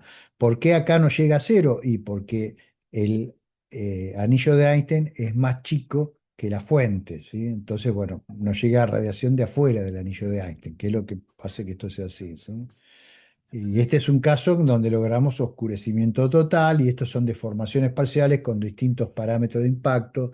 Bueno, este es un paper muy famoso porque exploró todo lo que se puede explorar y es la Biblia del lensing gravitacional de wormholes, al punto que después los experimentos de Macho, Ogle y otros que buscan eventos de lensing para detectar agujeros negros incorporaron estos modelos para también tratar de descubrir wormholes, ¿sí? Nadie es más feliz en el mundo si se hubiera descubierto un wormhole con esto. Hasta ahora no se descubrió, pero si se descubriera, creo que Safanova y compañía se llevarían un premio Nobel, porque realmente es la forma de encontrarlos. Bueno, hay otros procesos astrofísicos que nos podrían indicar un wormhole. Esto es un trabajo en el cual estuvimos muchísimo tiempo tratando de figurarnos. Esto se basa en una idea original que yo tuve, que es la siguiente, ¿sí? Ustedes tienen un wormhole como esto que está acá, ¿no? Y le tiran materia, ¿no? Bueno, entonces la materia tiene viscosidad, va a formar un disco, va a caer sobre el wormhole y, claro, ¿qué pasa? Cada vez va a estar más y más y más comprimida a medida que se va acercando a la garganta, al radio mínimo del wormhole, ¿no? Entonces, cuando se la comprime a la materia, se calienta. Cuando la materia se calienta, tiende a expandirse. Cuando tiene una única vía de escape, que es para este lado, para acá, donde no tiene resistencia, ¿qué es lo que pasa? Lo que pasa es una boquilla de Laval, o sea, un reactor. Un avión funciona exactamente así. Ustedes le tiran gas caliente de un lado, lo comprimen y del otro lado de la turbina lo que sale es gas caliente a mayor velocidad del que entró, ¿sí? Porque está moviéndose para expandirse a partir de una región comprimida. Entonces, lo que yo pensé es, bueno, quizá un wormhole que acrete materia es como una boquilla de Laval, ¿sí? Pero ¿qué pasa? La dinámica de la materia que cae al wormhole tiene un montón de sutilezas que son imposibles de tratar analíticamente. Entonces tuvimos que esperar años hasta que, bueno, pudimos acceder a supercomputadoras en Estados Unidos y junto con Scott Noble, que desarrolló un programa para hacer relatividad general, perdón, magnetohidrodinámica en el contexto de la relatividad general con campo fuerte, a través de supercomputadoras, como para testear esto rigurosamente. Y publicamos este paper hace un par de años en el Physical Review. Y entonces observamos cosas muy interesantes que a primera vista no nos habíamos dado cuenta, ¿sí? Estas son algunas de las simulaciones que hicimos para ese trabajo. Básicamente esto es el disco de acreción, el wormhole está acá, una de las bocas, ¿no? Si de nuestro espacio la boca se ve como un agujero y caen cosas, ¿no? Entonces básicamente sería como esto, y van cayendo cosas acá adentro. Y acá tiene el comportamiento de la materia que va cayendo. Si esto, a ver, es la densidad, es esta que está acá, por los colores, digo, ¿no? La azul creo que es esta que está acá, que es la entropía, y la temperatura, no llego a ver, pero probablemente sea esta de acá. Bueno, entonces, fíjense, esta es la garganta. Acá está exactamente la garganta, está normalizado R igual a 0, esto es lo que antes llamamos R0 en nuestra notación. Fíjense que se acumula la densidad, ¿sí? Aumenta, pero aumenta a órdenes de magnitud. Creo que acá dice 10 a la menos 6 y acá 10 a la menos 2, 4 órdenes de magnitud. Entonces se empieza a formar como una especie de bolo, ¿sí? De concentración de materia en la garganta. Es como que se acumula ahí.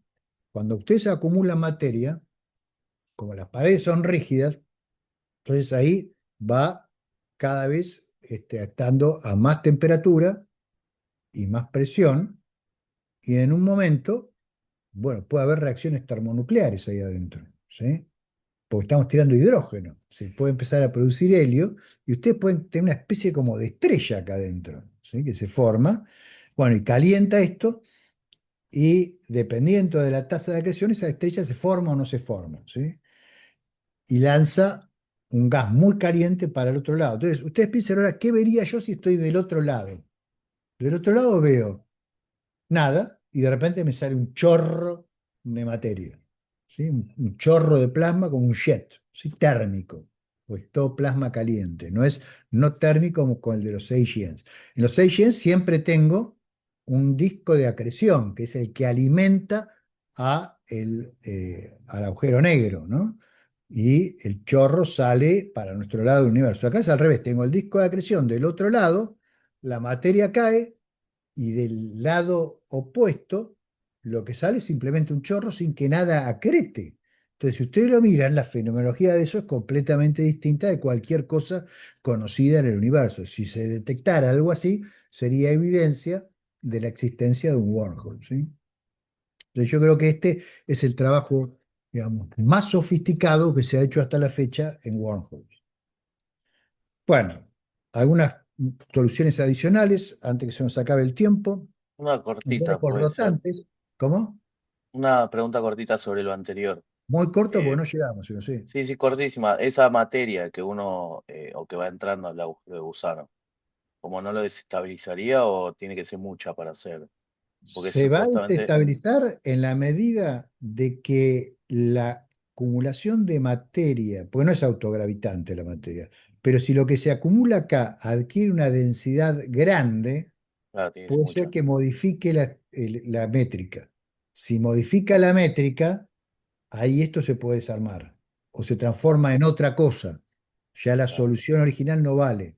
Entonces ahí tenés que tener en cuenta la back reaction a la métrica de la materia. En este claro, caso es una simulación, de nuevo, esto llevó meses en una claro, supercomputadora. claro, ¿Sí? O sea, calcular esto debe haber costado cientos de miles de dólares de uso de supercomputadora, ¿no? Que por claro, supuesto tuvimos la suerte de que lo pagara el Rochester Institute of Technology de New York. Pero bueno, la simulación tiene un espacio-tiempo de wormhole fijo y ahí se tira la materia. No claro. tiene en cuenta la back reaction. La back reaction no la calculó nunca nadie todavía porque requiere más tiempo de computadora, ¿sí? Claro, pero una estimación de cuánta materia influiría en eso. O sea, por ahí la materia, Para cambiar la métrica tenés que generar un objeto compacto, o sea, tendrías que producir claro, algo como una estrella de neutrones ahí adentro, ¿sí? Como claro, acá nosotros estamos a lo sumo produciendo algo del estilo de una estrella, claro, está la bien, sí, modificación es insignificante, ¿sí? perfecto, gracias. Ahora, donde esa estrella colapsa, cagaste. Perdón, estamos en una clase. Se Tenés un problema borra, se serio. borra. Sí, sí, sí, sí. Tenés un problema serio, ¿sí? Bueno, vamos a ver que también hay métricas eh, rotantes. Para una métrica rotante, obviamente, tengo que meter el ángulo ahora, ¿no? Entonces, ahora voy a tener aquí una rotación, ¿sí? Entonces, voy a tener una dependencia angular, ¿sí? Voy a tener acá el momento angular que me va a aparecer. Y bueno, defino los parámetros siempre con los criterios que vimos antes para no tener horizonte de suceso, para no tener singularidad, para no tener fuerza de marea molestas, pero me queda ahora ya una cosa bastante más complicada donde está el momento angular, ¿sí? Y donde tengo términos cruzados. Fíjense que acá, cuando esto lo tengo con esto, me multiplica el tiempo con tita, ¿no? Entonces, esta es la métrica de Theo, que está construida siguiendo las ideas de Kerr para construir la métrica del agujero negro rotante, ¿no? Pero con todas las restricciones impuestas por Morris y Thorne. Entonces, la métrica que queda es esta, y acá surge una pregunta que es, bueno, ¿esto tiene una ergosfera como tiene un agujero negro rotante? Y la respuesta es que sí.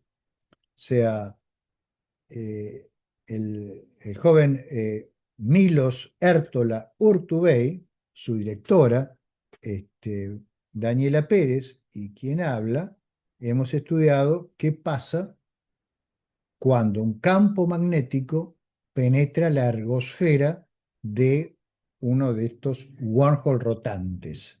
Y el resultado encontrado por el joven Milos es que la rotación va a llevar a un arrastre de los sistemas inerciales, eso va a hacer que las líneas de campo se enrosquen de la misma manera que se enroscan en un agujero negro de Kerr y que haya un flujo de Poynting.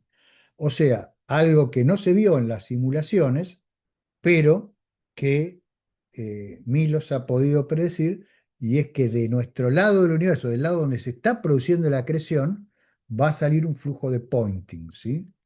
Que después se puede cargar de partículas y demás y puede llegar a formar un jet, ¿sí? Este flujo de Poynting es más débil que el flujo de Poynting de un agujero negro porque la ergosfera del wormhole es más chica que la ergosfera del agujero negro correspondiente, ¿sí? Entonces, esto es una visualización artística del enroscamiento de las líneas de campo en uno de estos agujeros negros, ¿sí? Muy interesantemente, unos chinos, cosa que suele suceder este año, en el mes de mayo, o sea, ¿qué mes estamos ahora? El mes pasado. El mes pasado hicieron las primeras simulaciones magnetohidrodinámicas en régimen de campo fuerte para estudiar el efecto predicho por Milos el año anterior y ratificaron los descubrimientos de Milos, mostrando que efectivamente se produce, y estas son las imágenes, la eyección del flujo de Poynting, ¿sí? Eso no detuvo a Milos, que continuó, ahora solo con Daniela, estudiando cómo es la geometría de los campos que se van enroscando y obtuvo, acá ustedes tienen visualización de los vectores de campo en el espacio, digamos, mirado, digamos, de la línea, con la línea de la visual en el sentido del momento angular, cómo se enrosca en la línea de campo, y también mirado perpendicularmente a el momento angular, y bueno, eso lo han calculado en otro paper. Me gustaría contarles cómo se puede construir una máquina del tiempo con un agujero de gusano. No sé si ustedes están dispuestos a estar unos minutos más, por favor, pues son las 6. Sí, sí, mandémosla. Sin problema. ¿Minutos más? ¿Sí? Bueno, permítame explicarles cómo puedo construir una máquina del tiempo con un agujero de gusano si esto existe. Supongamos que tenemos una boca A y una boca B y esta garganta, ¿sí? Y un reloj que está acá en A está sincronizado con un reloj que está acá en B, ¿sí? Cuando este reloj marca las 12, este marca las 12, ¿sí? Muy bien. Entonces, si yo ahora me voy de la boca B hacia la A, doy toda la vuelta y llego por acá, me va a llevar un cierto tiempo, ¿sí? Supongamos que para llegar hasta acá el tiempo empleado es de 1 hora. O sea, si salgo a las 12, llego a la 1. ¿Sí? Tardo 1 hora por aquí. Si me meto por aquí, es instantáneo. Supongamos que esto mide nada, 2 centímetros. Entonces simplemente es pasar una pierna para el otro lado y ya estoy del otro lado. Bien, entonces ahora supongamos esta situación. De nuevo tengo la boca A, la boca B, y expongo la boca B a un agujero negro. ¿Un agujero negro qué me hace? Me produce un redshift gravitacional en la boca B que se traduce en una dilatación del tiempo. ¿Mm? Entonces, si se me produce esa dilatación del tiempo, cuando acá son las 12, acá son ahora las 10 de la mañana, ni llegó a las 12. ¿Sí? Entonces, tengo desincronizadas las dos bocas, 10 de la mañana, 12 del mediodía. Y recuerden que ir de acá a acá me lleva 1 hora. Entonces, me voy caminando por ahí afuera. Supongamos que entré a las 12 acá, salí a las 10 acá. Me voy caminando. Llego acá, ¿cuándo? 1 hora después, que es lo que me lleva a caminar. O sea, llego a las 11. 1 hora antes de haber salido. Me siento acá y me miro a mí mismo entrar a las 12. ¿Sí? He creado una máquina del tiempo para viajar al pasado, ¿sí? Simplemente desincronizando las bocas. El primero que se dio cuenta de esto fue Thomas Roman, no el propio Kip Thorne, que lo había pensado simplemente para viajar de un lugar del espacio al otro en forma casi instantánea. Roman se dio cuenta que una vez que uno tiene esto, es trivial construir una máquina del tiempo. De hecho, si esto, por ejemplo, es una boca relativamente manipulable, la puedo mover incluso a una velocidad muy grande, cercana a la de la luz, y también produzco un efecto de dilatación temporal, ¿sí? Entonces, puedo usar relatividad especial o relatividad general para desincronizar las bocas y crear máquinas del tiempo, pero que permiten viajar al pasado, lo cual genera todo un mundo de posibles problemas, que bueno, no tengo tiempo de discutir, pero si a alguno le interesa puede acercarse, pues he escrito varios papers sobre esto, sobre esos problemas que se generan. También están los papers de Echeverría, con Friedman y otros, que tratan de esas paradojas del espacio-tiempo, una famosa lucha, ¿no? Entre Hawking y Thorne, Echeverría, Friedman. Hawking decía que no se podía construir la máquina del tiempo y los demás decían que sí. Y los demás trataron de resolver utilizando la conjetura de consistencia de Novikov para mostrar que no había contradicción alguna, ¿sí? Pero lamentablemente no tengo tiempo ahora. Pero si les interesa, podemos hablar de eso. Simplemente díganmelo otro día.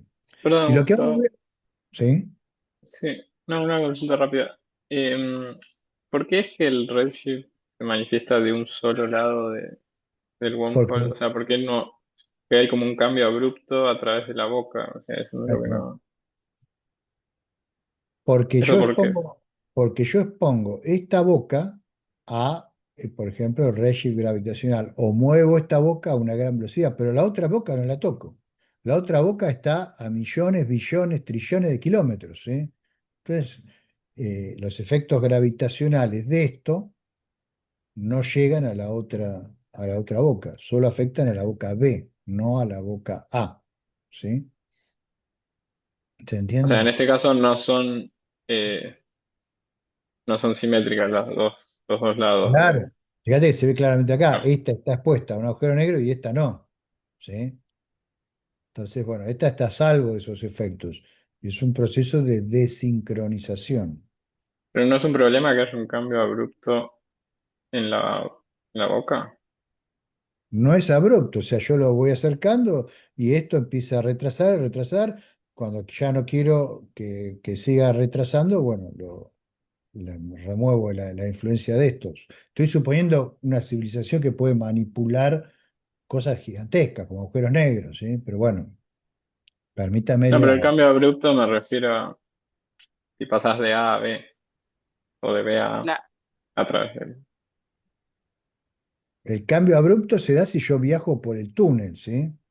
Claro, sí. o Pero no sea, creo que entiendo. lo que quiere preguntar Juan Manuel es por qué esa perturbación que estás induciendo en la boca B no atraviesa la garganta y llega a A.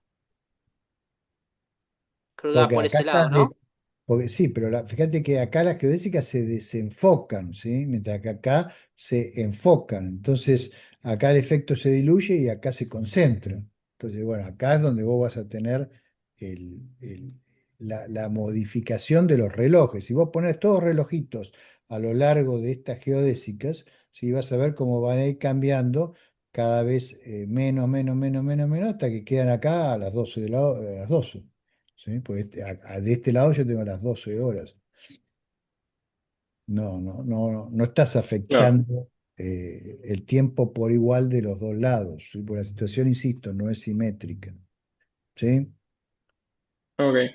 Bueno, Gracias. y para terminar, esto es una animación que hizo Corbin Sun, pero yo creo que es muy instructiva. Es algo muy parecido esto al pabellón 1 de la Universidad de Buenos Aires, pero no es ese pabellón, ¿sí? Es otra universidad. Entonces lo que vamos a ver acá es lo siguiente. Se nos va a aparecer un wormhole acá, un wormhole más o menos de unos 2 3 metros. Para que ustedes se orienten, ese wormhole va a tener una especie de caja, ¿sí? Que en realidad es una caja con paredes rígidas, pero van a ver cómo por los efectos de la curvatura, esas paredes rígidas se van deformando y están puestas como para que ustedes tengan una idea de la deformación del espacio-tiempo, ¿sí? Y vamos a ver cómo se ve el wormhole, que vemos a través del wormhole, y después vamos a pasar a través del wormhole y salir en otro lado, ¿sí? En otro lado y quizá en otro tiempo, para que ustedes puedan ver la simetría esférica, para que puedan ver el paso por la garganta, todo con una simulación hecha de acuerdo a la relatividad general, ¿sí? van a ver los efectos de lensing sobre los edificios que están ahí, sobre las plantas. Bueno, vamos a ver. Ahí está el wormhole. Esta es la caja, pero ven que está deformada, ¿sí? Los ángulos son rectos en esta caja, ¿sí? Esto que viene de acá viene del otro lado de la otra boca, esta luz que ustedes ven acá. Estos son todos los efectos de lensing gravitacional. Fíjense la distorsión, ¿sí? De las imágenes de fondo a medida que esto se va moviendo, ¿sí?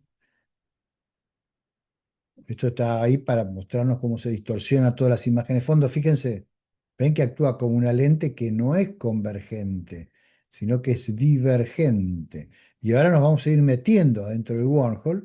Del otro lado parecía haber una playa. O sea, miren, pasamos de un campus de universidad a una playita, lo cual no viene mal.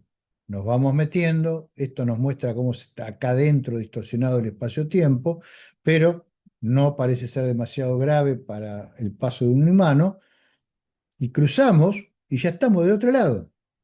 Salimos a la playa, miramos para atrás hacia el wormhole y vemos distorsionado el campus y acá distorsionado por efectos que son de lente divergente, la playita con los médanos, acá están tomando sol, ¿sí?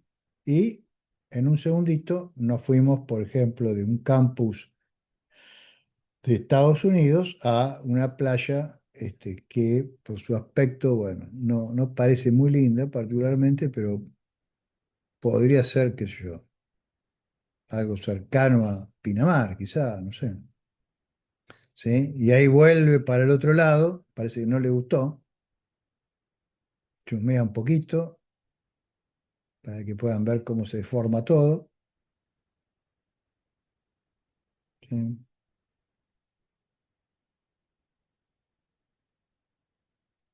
Y ahí tienen para abajo el campus, para arriba tienen el mar, ahí tienen los edificios, y vamos a ver qué decide, a dónde decide quedarse este hombre.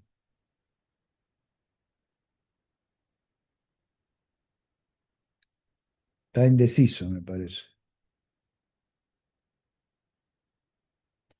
Por ahí tenía examen, está pensando en si mandarse a la playa o ir y rendir el examen. Parece que triunfa la ciencia, miren, vuelve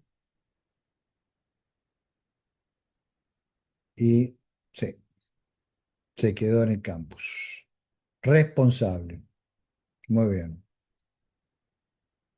Así como recientemente ayer, creo que tomé un examen, un candidato se presentó, optó por venir de este lado del wormhole y el otro parece que quedó en la playa.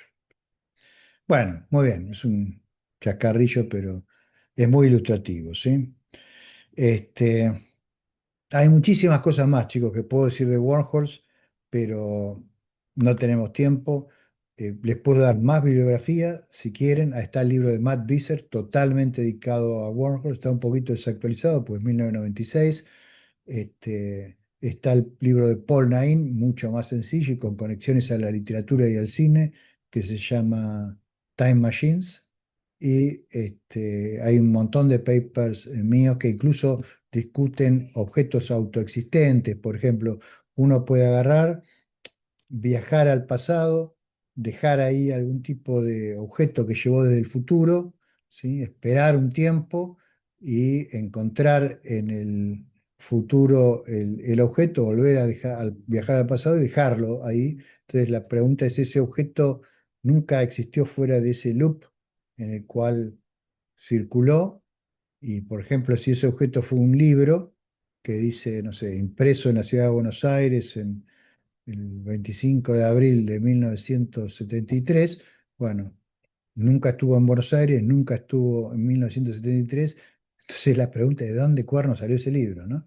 Bueno, eso se puede responder con un análisis termodinámico de la situación que hacemos con Diego Torres en un paper que se llama Self-Existing Objects and no me acuerdo qué, about the information in Chronology Violating Spacetimes, que a los que les interesen todas estas cuestiones les puede resultar muy interesante. Después les tendría que comentar, si a alguno le interesa, sobre el principio de autoconsistencia, cómo se justifica y demás. Pero bueno, creo que en la materia esta nos conviene seguir hacia la astrofísica la clase que viene. ¿Sí? Igual si para la clase que viene tienen algunas preguntas, arrancamos con las preguntas. Bueno, nos despedimos. Muy bueno. Gracias. Nos vemos el jueves. Muy interesante, doctor. Gracias. De nada, chicos, nos vemos. Chao. Chau, Chau, chau, Gustavo, gracias. gracias.